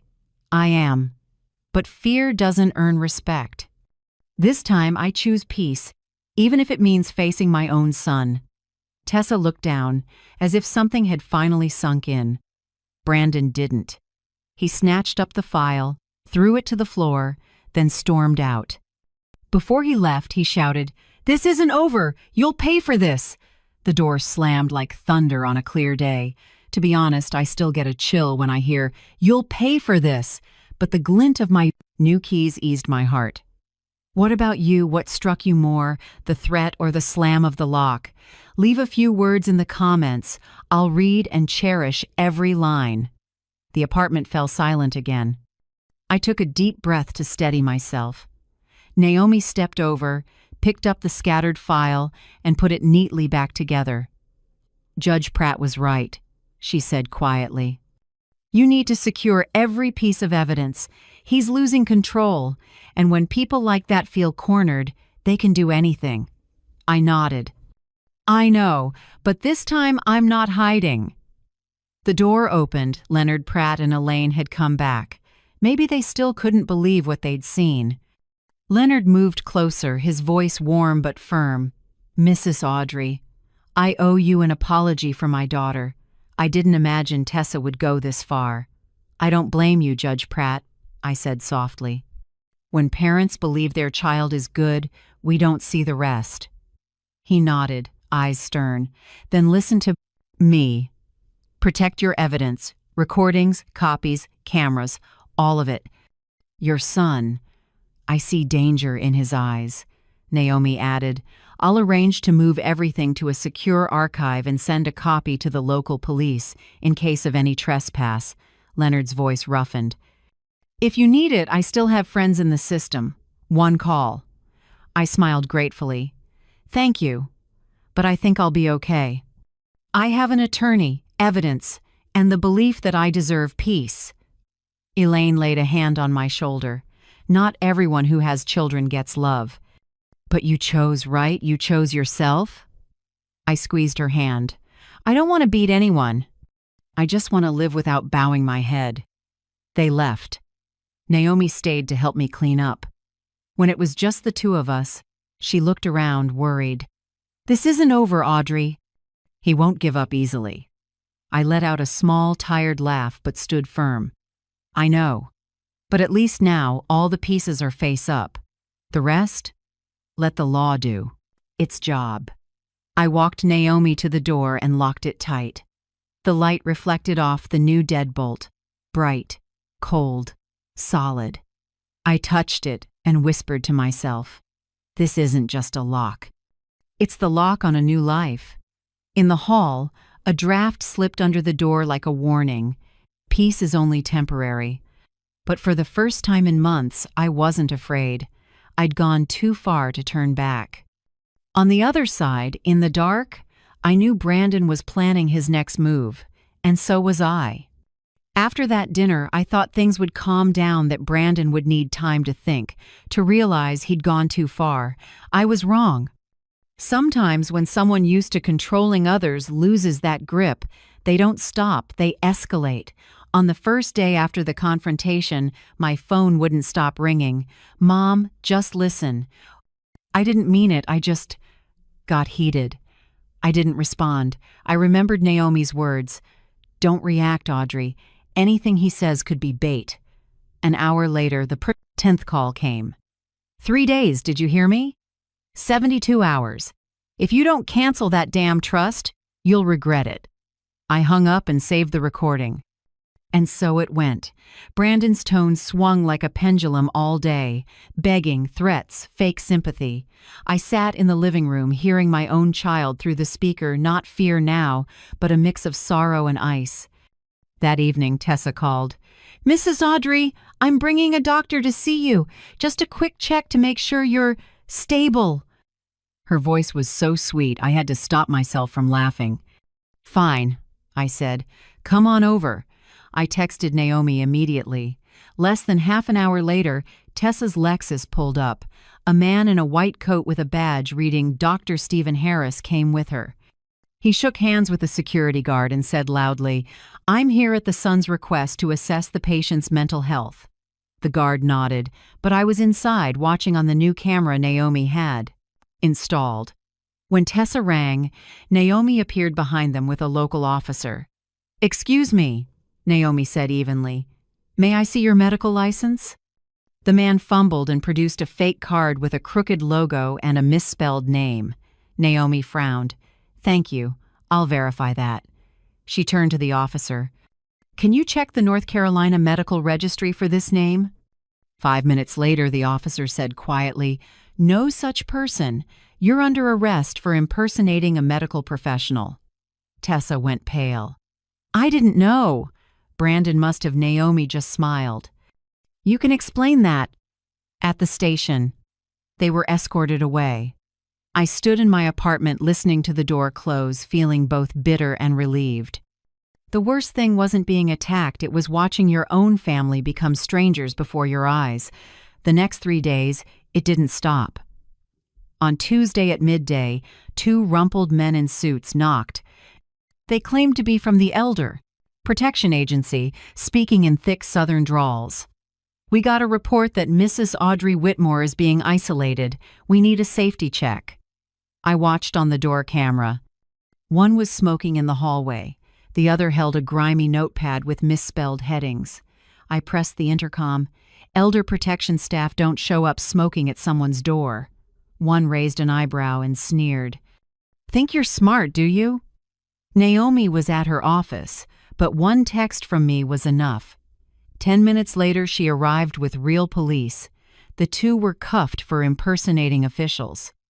Naomi turned to me, firm. "See, Audrey? When your boundaries begin to hold, bad actors will try everything to take them back.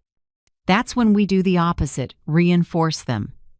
That afternoon, her tech team installed a full camera system, 1 in the living room, 2 in the hallways, a small one near the kitchen window. Everything tied into building security and Naomi's phone. "You don't have to. Open the door for anyone," she said.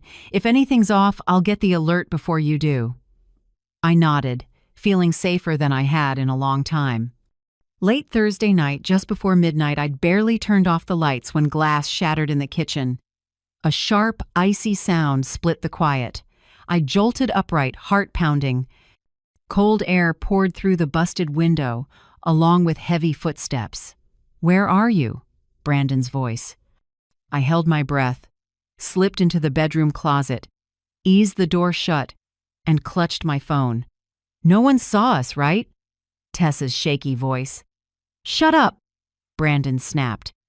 "We just need those files and everything's ours."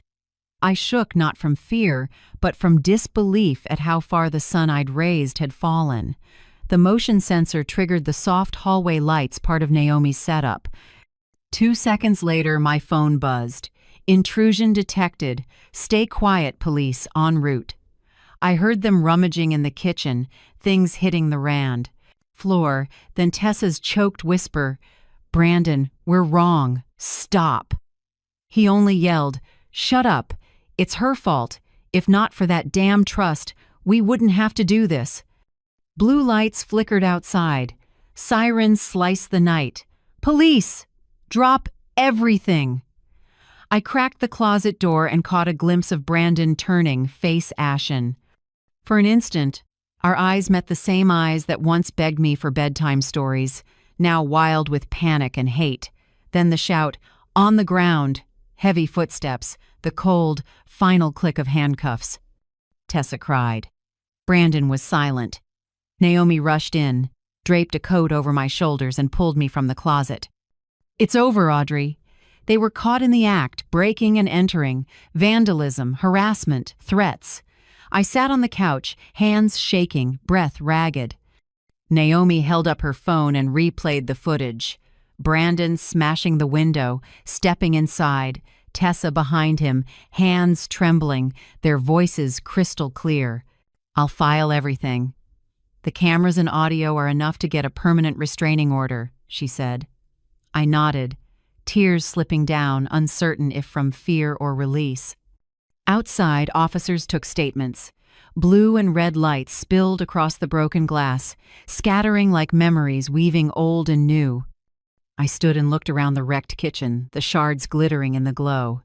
And in that mess, I realized I was still here, still fully entitled to stand in my own home. For the first time in months, I felt a nameless kind of strength, the kind you only find when you dare to set a final boundary. The next morning after the police left, I called a repairman to replace the glass and change every lock yet again. Naomi sat with me in the kitchen, hands wrapped around a coffee cup, her voice calm but firm. "We'll file everything with the court this week. Brandon will face the consequences. And this time, the law will speak for you." I nodded softly.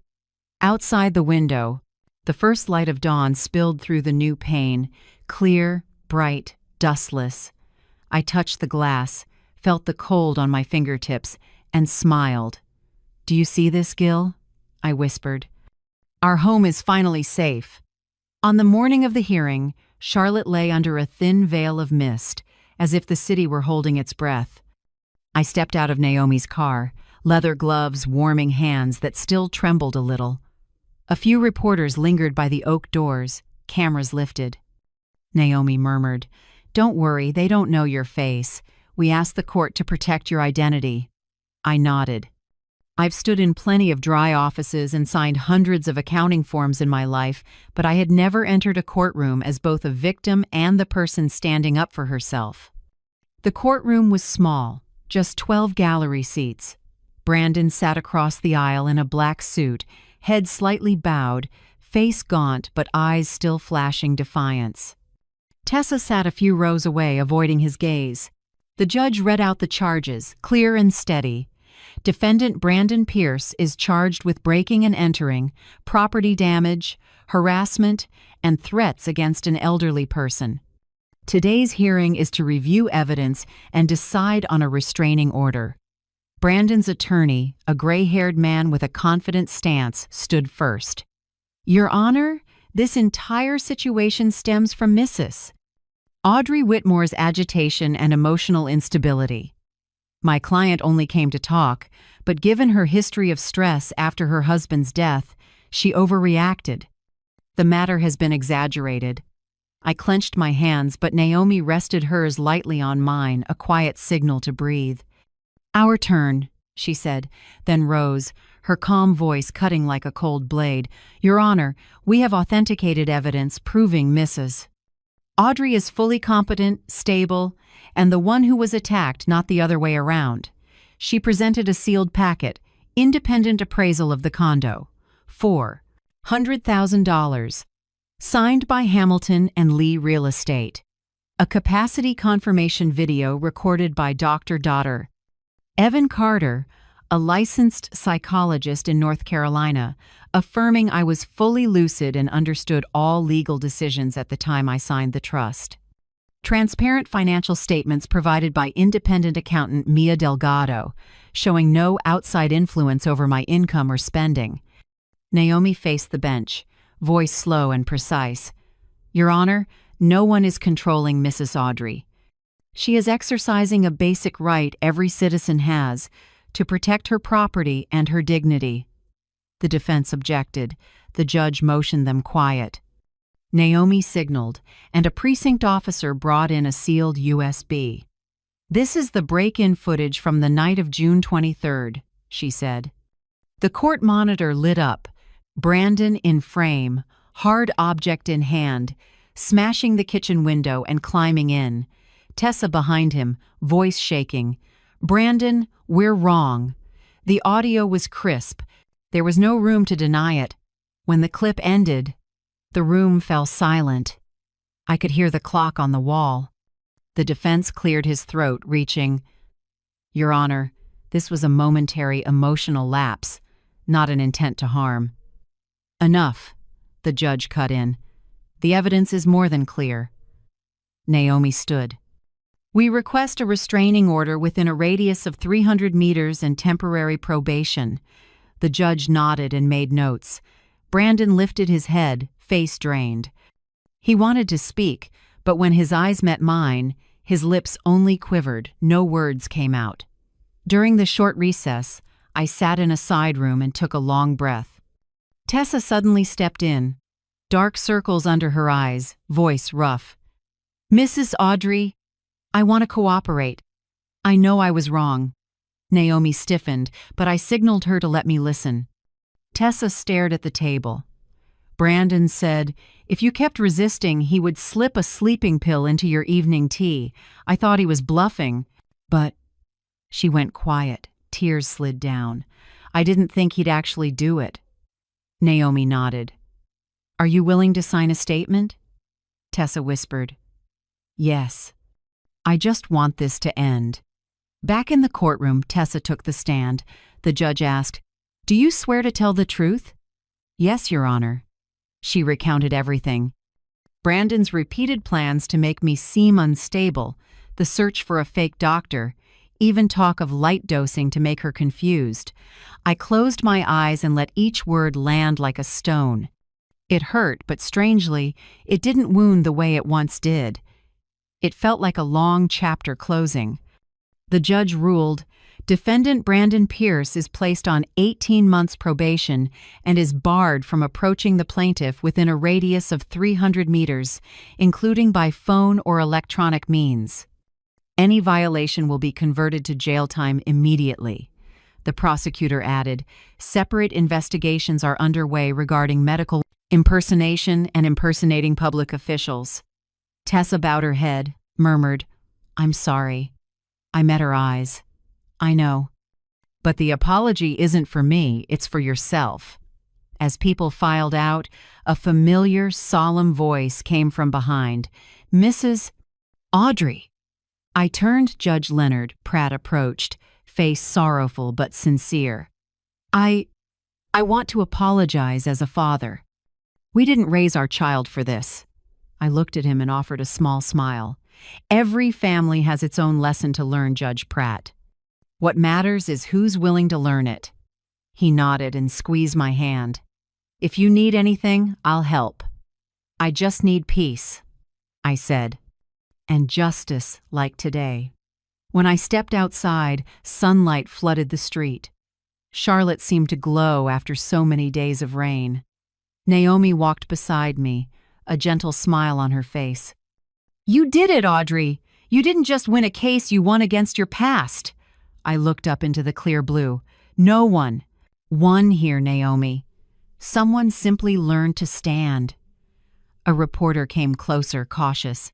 "Ma'am, we've heard you're a victim in a recent elder abuse case. Would you like to share anything?" I hesitated, then said, "I don't want to talk about myself. I want people to remember that elder abuse isn't only physical. It starts with words, with taking, with contempt. If you stay silent too long, they start to believe you don't have a voice." I paused, looking into the lens. "At some point you have to speak not for revenge, but to live." She thanked me. I stepped down the stairs. The air carried sun-warmed lavender from the nearby park. I breathed deeply, my lungs opening as if for the first real breath in ages. A group of students laughed in the distance. A woman walked her dog. Church bells drifted on the breeze, simple, peaceful, and to me, light after the storm. I turned to Naomi. "You know, maybe Gil is looking down." Smiling. She nodded. "And I'm sure he's proud." I smiled, and as if closing my own journey out loud, said, "In the end, no one can take my life from me when I'm the one willing to protect it." Charlotte shone that day. And for me, it was the first morning of a new beginning. One morning in mid-August, with soft sun and a hint of lavender blowing in from the balcony, Naomi brought someone new. "Mrs. Audrey," she said, "this is Linda Park, Director of Safe Steps for Seniors, which supports older adults facing abuse or financial exploitation. I think you two will have a lot to talk about." Linda, a Korean-American woman around 60, was small-framed with bright eyes and a warm smile. Her handshake was cool and steady. "I read about your case," she said gently but decisively. "Thank you for speaking up. Few people have the courage to do that, especially with family." I smiled and invited her in. We sat at the dining table that had once been a battlefield where every lie was stripped away. Today, it felt quiet and safe. Coffee in the air, distant traffic humming. After a few minutes, Linda set down her cup and looked around. "Mrs. Audrey, I have a bold idea, and I'll regret not saying it if I keep quiet." "Please," I said. "This place warm, quiet, safe, could it become a temporary refuge for a few older women? Just for a few days when they've just left dangerous situations until they're moved to stable housing." I went still. I could see myself from months ago shaking, seeking a door away from threatening voices. "You mean, let them stay here?" "Not exactly." Linda smiled. "We don't want to intrude on your privacy. Maybe the adjacent service wing, in the same building, short-term units, or even just a community room, a place to breathe, eat a hot meal, and remember they're not alone." I fell quiet. Sunlight flashed on the pane I'd just replaced, clean and clear like another new start. "Let me think," I said, and, honestly, my heart began to stir with something not called fear, but purpose. That evening, I reread the building policies. The complex had a serviced wing short-term apartments rented for a few weeks. I remembered a clause. Residents could lease one long-term for personal or non-profit use, pending approval. The next morning, Naomi and I met with the building manager. "I'd like to secure a unit in the service block," I said. "Not for commercial rental, as a temporary refuge for older women in crisis." He looked surprised. But when Naomi produced the trust paperwork and our partnership plan with Safe Steps for seniors, the tone shifted. "That's a wonderful idea," he said. "We'll need an internal review, but I doubt there'll be objections."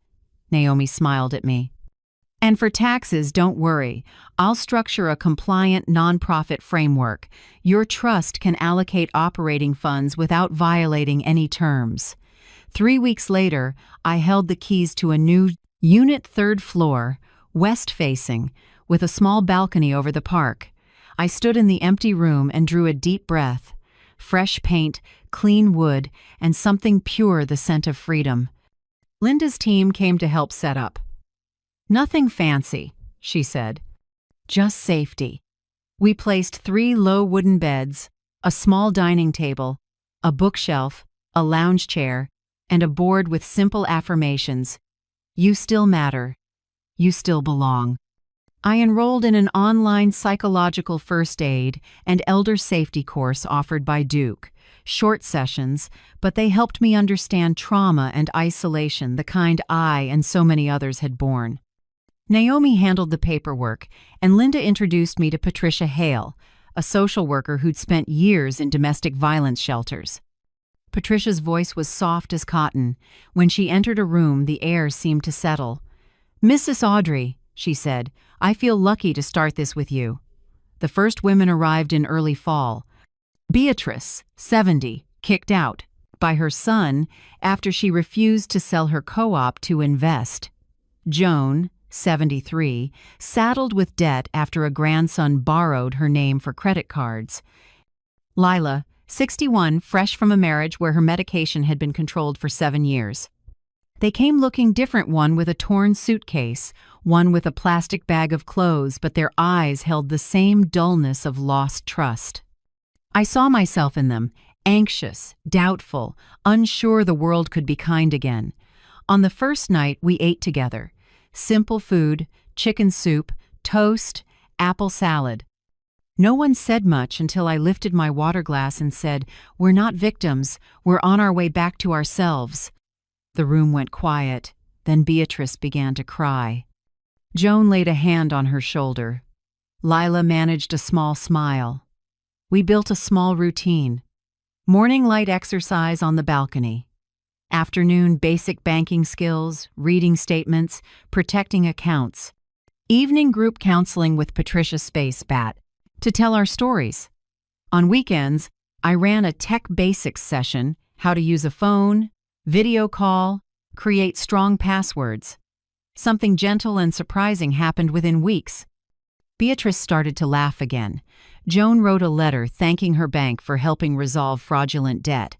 Lila asked to learn more computer skills to find remote work. One winter evening, I watched them around the table under a warm lamp, laughter mingling with the faint clink of cutlery, and thought, I didn't just survive. I am living again and helping others do the same. One afternoon, Linda brought a small carved wooden sign. "You should name this place," she said. "A name?" I smiled. "I haven't thought of one." Naomi pointed to the carving. "The W room, where we return to ourselves." I read it slowly, each word touching a tender place. The W room, where we return to ourselves. Linda smiled. W for Whitmore, or for women, or for we. Who knows? Maybe for will to live, I said, eyes stinging a little. That night, I sat by the window, light stretching like golden threads across the park. In the unit next door, 3 women cooked dinner once broken, now piecing life back together. I opened Gil's old notebook and wrote one last line. "If you're still here with me, you can see it." I did what we both believed in, turned pain into a shelter for others. I closed the book and smiled. The door to the W room swung open. Patricia stepped in with a small bouquet. "Mrs. Audrey," she said, "they want to thank you for dinner and for this place." "No need," I answered. "I'm giving them what I once wished for, a door that opens." In the hall, a breeze rattled the new wooden sign. Under the light, the carving stood out. The W room, where we return to ourselves. I stared at it for a long time, feeling a deep, quiet peace. I didn't just survive. I came back, and with me, other 2 women, into a new chapter where care outgrows fear, and a grandmother once sent to the basement now opens the door for light to come in. That night, Beatrice had a panic attack. She woke gasping, hands shaking, eyes wild, as if the room had turned back into the house where her son barked at her every morning.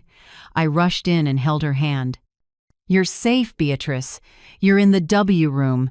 No one can touch you here." She nodded, but tears kept coming. Her body curled tight. I stayed until her breathing slowed. Near 3 a.m., Beatrice finally slept. As I rose to leave, moonlight fell on a framed photo of the 3 of us at the W room's opening. I looked at it, warm and heavy all at once. Recovery, I realized, is never a straight line.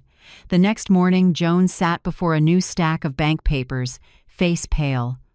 "I can't read any of this," she whispered. "I'm scared, Audrey. Every time I see numbers on a page, I hear my grandson's voice. 'Sign it, Grandma.' It's just a form." I knew that fear not of words or numbers, but of memories of being tricked. That afternoon, I called accountant Mia Delgado, who had helped me prepare for court. "Mia, can you teach a read, understand, sign class for my group? We need someone to decode this world of paperwork." Mia laughed on the phone. "A finance class for grandmas? I love it. I'll be there tomorrow." The session was special. Mia brought a whiteboard and wrote simple truths. Sign equals agree. Read equals protect yourself. She flagged common scams and showed how to call bank hotlines and underscored no one is too old to understand, only taught to be afraid. Joan listened closely, and for the first time in years, she signed the confirmation for her own new account, hands still trembling, smile bright. Lila, the youngest, still wasn't sleeping. She often jolted awake at 2 or 3 a.m., staring into the dark. One evening, Patricia arrived with a deck of therapy cards. "Story cards," she said. "Each one is a feeling. Pick the one that's you." Lila chose a card of a woman at a door, key in hand. I don't know whether to open or close it," she whispered. "That's okay," Patricia said. "What matters is that you're holding the key, not anyone else." Listening outside, I felt my chest ease. They were reclaiming control, the thing I once thought I'd lost forever. One sunny afternoon, I rehung Gil's photo where the morning light lands. Quietly, as if he were in the room, I said, "We're using the remaining $200,000 just as you wanted, not to run, but to build a place where someone can stand again when they thought they'd fallen." His gentle smile seemed to agree. I touched the glass and felt an unfamiliar peace. A week later, the local precinct called. "Mrs. Whitmore, quick update. Brandon Pierce made a minor violation of the order. He parked near the building for a few minutes, then left. We issued a warning and added electronic monitoring. I was silent for a moment. News like that used to rattle me. This time it felt like a small wave that touched shore and faded. "I understand," I said. "Thank you for letting me know." I hung up and looked out at the afternoon sun on the street. I realized I wasn't shaking anymore. I wasn't living in fear. I was living in clarity. More and more, the complex embraced the W room. First, a few curious neighbors stopped by. Then they brought baked goods, hot soup, even signed up to teach yoga and read aloud in the evenings. An older gentleman upstairs gave us a rose bush. "To make the room prettier," he said, "so anyone who comes in can see hope." Warmth bloomed in my chest. When you dare to open a door, the light doesn't just come in, it invites kindness with it. 3 months in, the media noticed. A woman reporter called, "Mrs. Audrey, we'd like to do a feature on this community program. Your story could inspire many." I thought a long time, then said, "Okay, on one condition. Don't name my son. Let the story be about what we're building, not what we lost." She was quiet, then said, "I understand. We'll honor that." The piece ran the next week with a plain headline, "From Hurt to Hope, a small corner in Charlotte for mothers once forgotten." It drew thousands of shares, but not only praise. Amid warm comments were cutting lines, "She must not be so innocent. If her son hates her, there's a reason." Old and trying to play hero. The first time I read them, I winced. Then I remembered Naomi. The internet doesn't know the truth, only you do. I learned to mute, not engage, and never let strangers decide my worth. One quiet evening while I sorted files, my phone buzzed. A text from Lila, "Thank you for giving us a name, not just victim." I read that line over and over, tears falling while my lips still held a smile. Outside, a breeze slipped through the hallway, making the wooden sign, "The W room," where we return to ourselves, gently rattle. I looked around the apartment. Beatrice was brewing tea. Joan was straightening the curtains. Patricia was jotting notes for tomorrow's group session. None of us is perfect. None of us has never broken. But each one is learning how to piece herself back together with patience, with trust, and with a quiet kind of strength only those who have fallen truly understand. I suddenly remembered Gil's words, "You're stronger than you think." Now I understand that sentence fully. Strength isn't never falling, it's standing up, brushing off the dust, and moving forward without retreat. I lit a small candle. The warm light reflected on his picture frame. "Gil," I whispered, "we took a long way around to get back to where we were meant to stand among people who know how to love and be loved." Outside, Charlotte sparkled at night. A new chapter was opening, not loud, not dazzling, but bright enough to light the way for those still finding their way back to themselves. One early winter morning, when mist still blurred the lake, Naomi stepped into the W room with a thick envelope. "Mail for you, Audrey," she said, setting it on the table. "From Brandon's attorney." I looked at the beige envelope, the neat italic type, and felt my chest tighten. It had been almost 8 months since the hearing ended. I thought the waters had finally calmed. Naomi sat across from me, cautious. I read it. Nothing legal, just Brandon asking to meet. Says he wants to apologize and end things peacefully. I was quiet. Old memories surged. My son's voice that night. "You'll pay for this." The shatter of glass, the eyes full of hatred. And yet, In the middle of those dark flashes, a small beam of light, an 8-year-old boy running around the house, shouting, "Mom, I fixed the lamp." The mother's heart in me flickered for a moment, but reason pulled me back. I knew that loop, the cycle of renewed harm, remorse, pleading, then the hurting again. More than a few women in the W room had said the same line. He said sorry, and I believed him, until it happened again. I looked at Naomi. If I refuse, is that cruel? She shook her head. Forgiveness is a right, but reconnection isn't required. You can forgive and still keep distance. Sometimes the greatest kindness is knowing when to close the door. I sat a long time with the unopened letter. Finally, I picked up a pen and wrote a brief reply. Brandon, I received your message. I wish you peace and hope you find the help you need to understand and heal yourself. But I will not meet. That conversation would only take us both back to the old place. I encourage you to try therapy. And please, do not contact me again. I am not angry. I'm simply choosing to live in peace. Audrey. I signed, folded it, and handed it to Naomi. She read it and nodded. Perfect. Calm, clear, without resentment. I'll send it to his attorney. After Naomi left, I looked at Gil's photo hanging in the sunny corner. Morning light fell across that gentle smile. I said quietly, "Do you see, Gil? I learned how to close a door without locking my heart." A few days later, my inbox pinged. Sender, Tessa Rowan Pierce. The subject line said only, "I owe you something." I read in silence.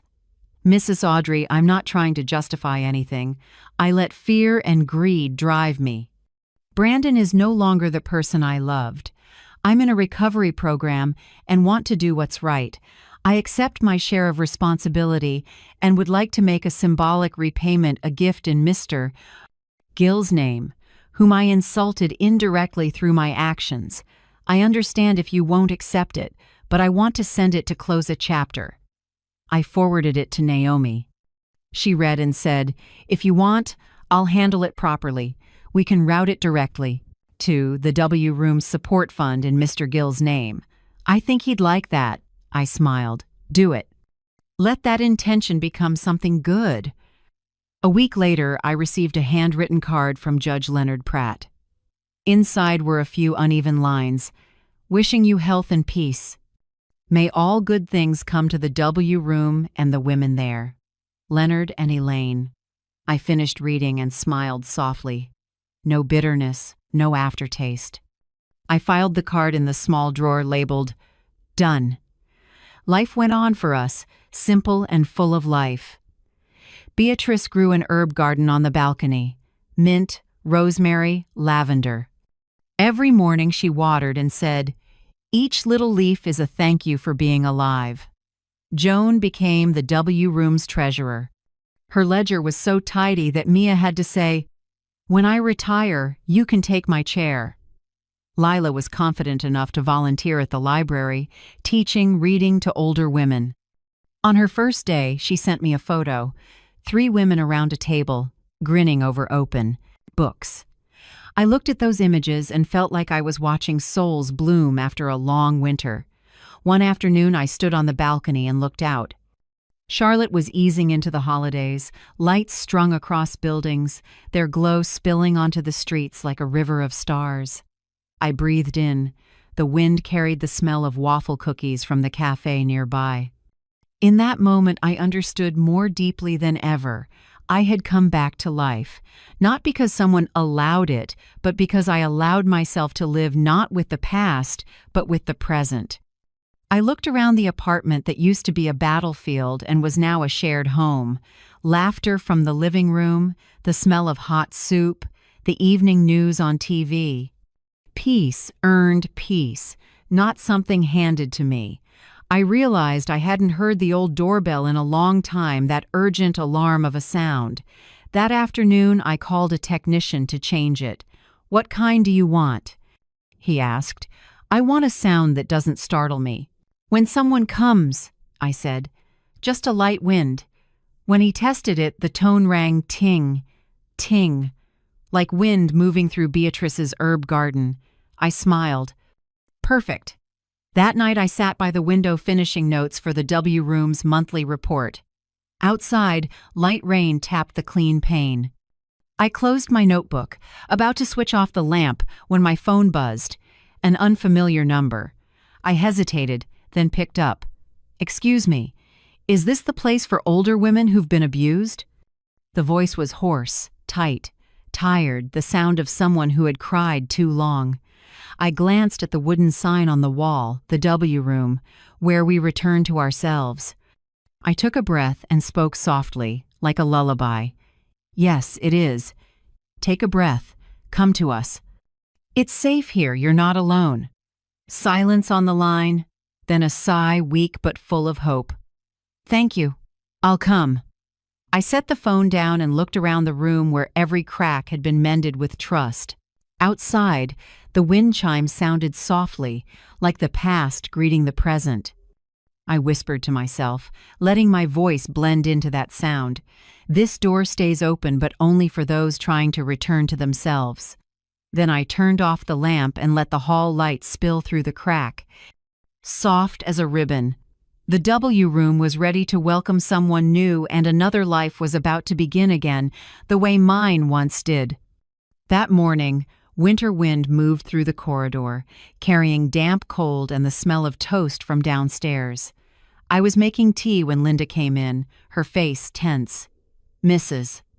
Audrey, she said, closing the door gently. We have a new case, a 76-year-old named Nora Alvarado, immigrant from Guatemala. Her grandson is holding all her papers, her green card, and her savings. She's been sleeping at a nearby church, but the priest says she's afraid to go back. I set the cup down, my heart tightening. Does she have anywhere else to go? No, Linda said, and last night it dropped close to below freezing. I think the W Room is the only warm place right now. 15 minutes later, the door opened. Patricia guided in a tiny woman, loose white hair, rubber sandals worn down to shapeless. The coat on her shoulders was borrowed, buttons missing, hem torn. Mrs. Nora, I said, stepping forward, please sit. No one here asks about your past. We just need to know that right now you're safe. She looked up, eyes exhausted but deep. Gracias, señora, she whispered, taking my hand dry, trembling like a leaf. That afternoon, Linda and Patricia huddled at the dining table. The problem is documents, Linda said, opening her laptop. If her grandson has the green card and social security number, Nora can't get any assistance. Patricia nodded. I'll contact the city's humanitarian office. They have an emergency path for elder financial abuse. We need lawful temporary status to open a case. Added, for food and medical care, I'll draw from the trust for the first month. Gil would definitely agree. Linda smiled, hands pausing in midair.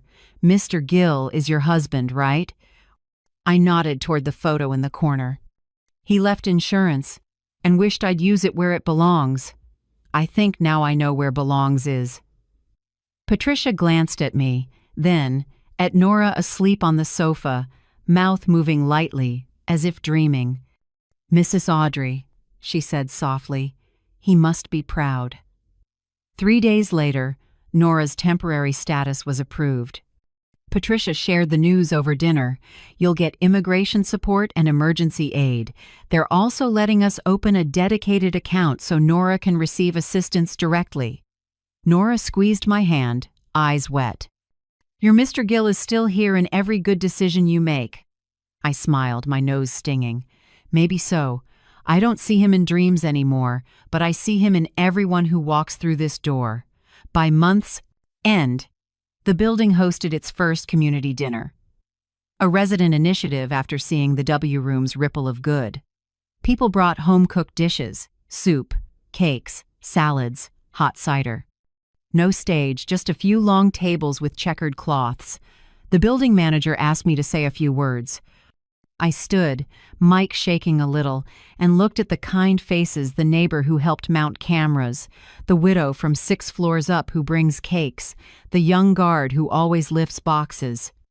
I spoke slowly. Thank you for turning this place into a real community. We can't fix the years already gone, but we still have time to be kind.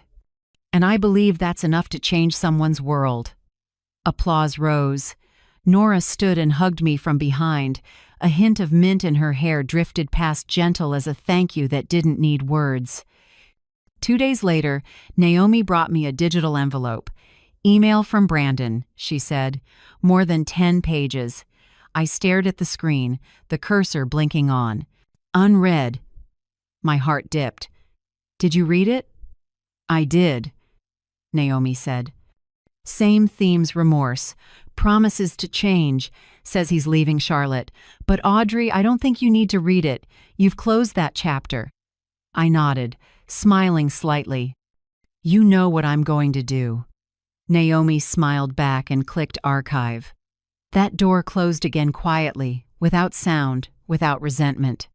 That evening, Beatrice and I replaced the hallway bulbs. Warm light makes people feel safer, I said.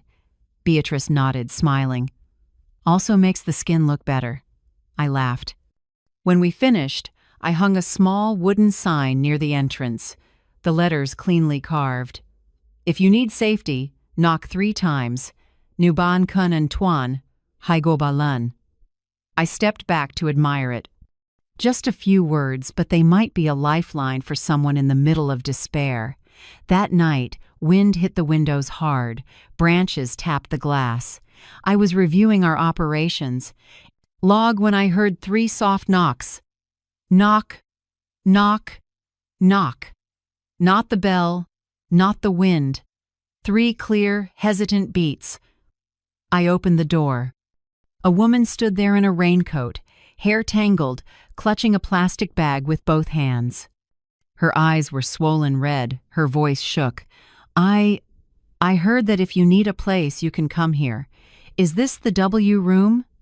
I looked at her and recognized in those eyes the image of everyone who had stepped through our door lost, afraid, but still holding a shred of belief that the world could be better. I smiled and opened wide. Yes, it is. Please come in. Here, we start again with a name and a hello.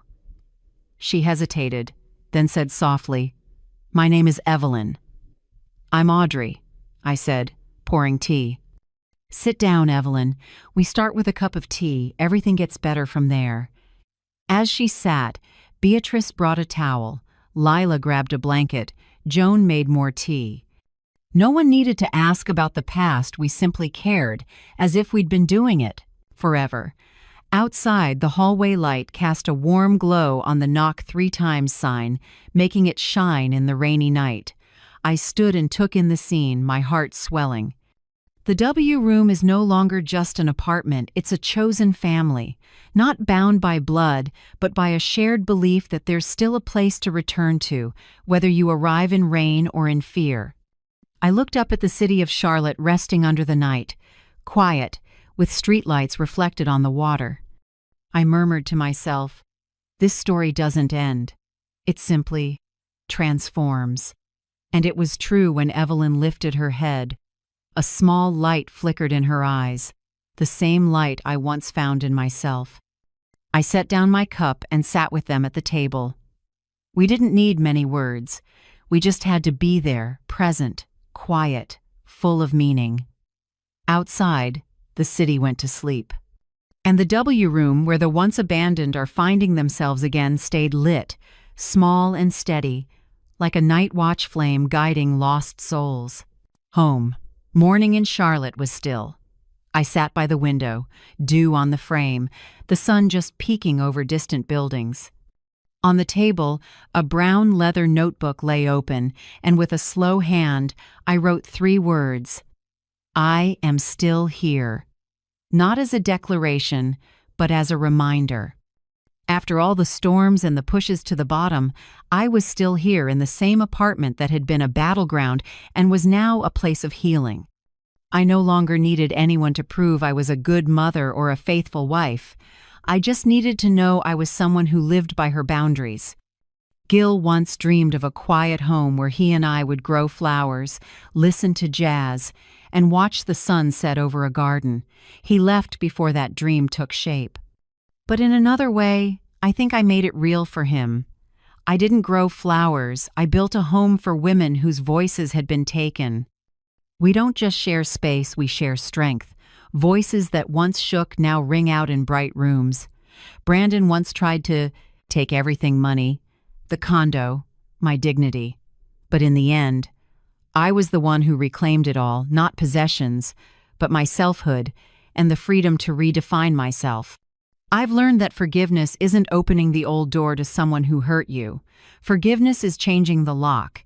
It's letting others go and keeping the peace for yourself. That morning, while everyone in the W room still slept, I opened my laptop and created a new file. Title: Anti-Elder Abuse Toolkit for Families, the W Manual. I wrote the simplest guidance: how to recognize manipulation, how to preserve evidence legally, a list of hotlines and protective laws. And finally, one closing line: you have the right to be safe, respected, and heard at any age. I plan to release it free on our community page. Naomi promised to help edit and register it. This will help more people than you think, she said. I smiled. I'm not trying to save anyone. I just want them to know they're not alone. At noon, Beatrice called me to the balcony. Look, she pointed at the herb box. The basil bloomed. I thought it wouldn't make it through winter. I laughed. Just like us. We thought we were done, but give us a little warmth, and we bud again. Beatrice nodded, a new light in her eyes. In the living room, Joan was keeping the books, glasses sliding down her nose. Lila showed Nora how to use a smartphone. They giggled like two girls in a computer class. Looking at them, I saw a complete picture. Every wrinkle, every silver hair, every smile, each one a small victory for people who once thought they had nothing left. I set the camera on the tripod and clicked. The first group photo of the W room. Me, Beatrice, Joan, Lila, and Nora. 5 women, 5 stories, 5 different gazes, sharing one truth: we are still here. I closed my journal and wrote the final line. As long as there are 3 knocks, the W room will stay open. I set down the pretentious pen and leaned back. Outside, the curtains stirred. Mint and coffee mingled in the air. The city of Charlotte was waking. I knew there were doors still shut somewhere, women sitting silent, waiting for someone to knock. And I prayed they would hear our voices, the ones who dared to say no. I looked out at the balcony. Morning sun laid gold across the wooden floor. A soft breeze made the wooden sign, the W room, where we return to ourselves, tremble lightly. The faint chime blended with my heartbeat, steady, peaceful, free. I smiled. Life may have taken a lot: a husband, a son, trust, but it cannot take the will to live true to myself. I understand now freedom isn't going far away. Freedom is staying without fear. I closed the journal and looked at the group photo on the wall. Beatrice tending plants, Joan beaming, Lila flashing a victory sign, Nora with hands folded in prayer. And me sitting among them, silver hair bright in the sun, mouth curved in a smile, not for anyone else, but because I am truly living. Quietly, I said, Gil, you taught me to love, but you didn't teach me how to love myself. Now I know. Light slipped through the window, falling across his frame, an answer without words. On a morning like any other, I sat to write, poured tea, and listened to footsteps in the hall. I once believed that when my own story ended, everything would stay calm forever. It didn't. Life has no period, only a change in key, like a song moving into its chorus. And I know the W room will go on with new people, new stories, and new knocks. 3 knocks, small but enough to brighten a long night. Thank you for staying with me until now. If you're still listening, maybe your heart has a wound too small, but enough to keep you quiet for a long time. I hope this story reminds you, you're not weak because you once trusted. You're strong because you chose to stand up. I truly want to know, what city are you listening from? And if there was a moment that made your throat tighten, write me a line. Not to lament, but so we know that at any age, we can still find one another through kindness. If this story helped you believe a little more in the strength of older people, please like the video, subscribe to the channel, and leave your note.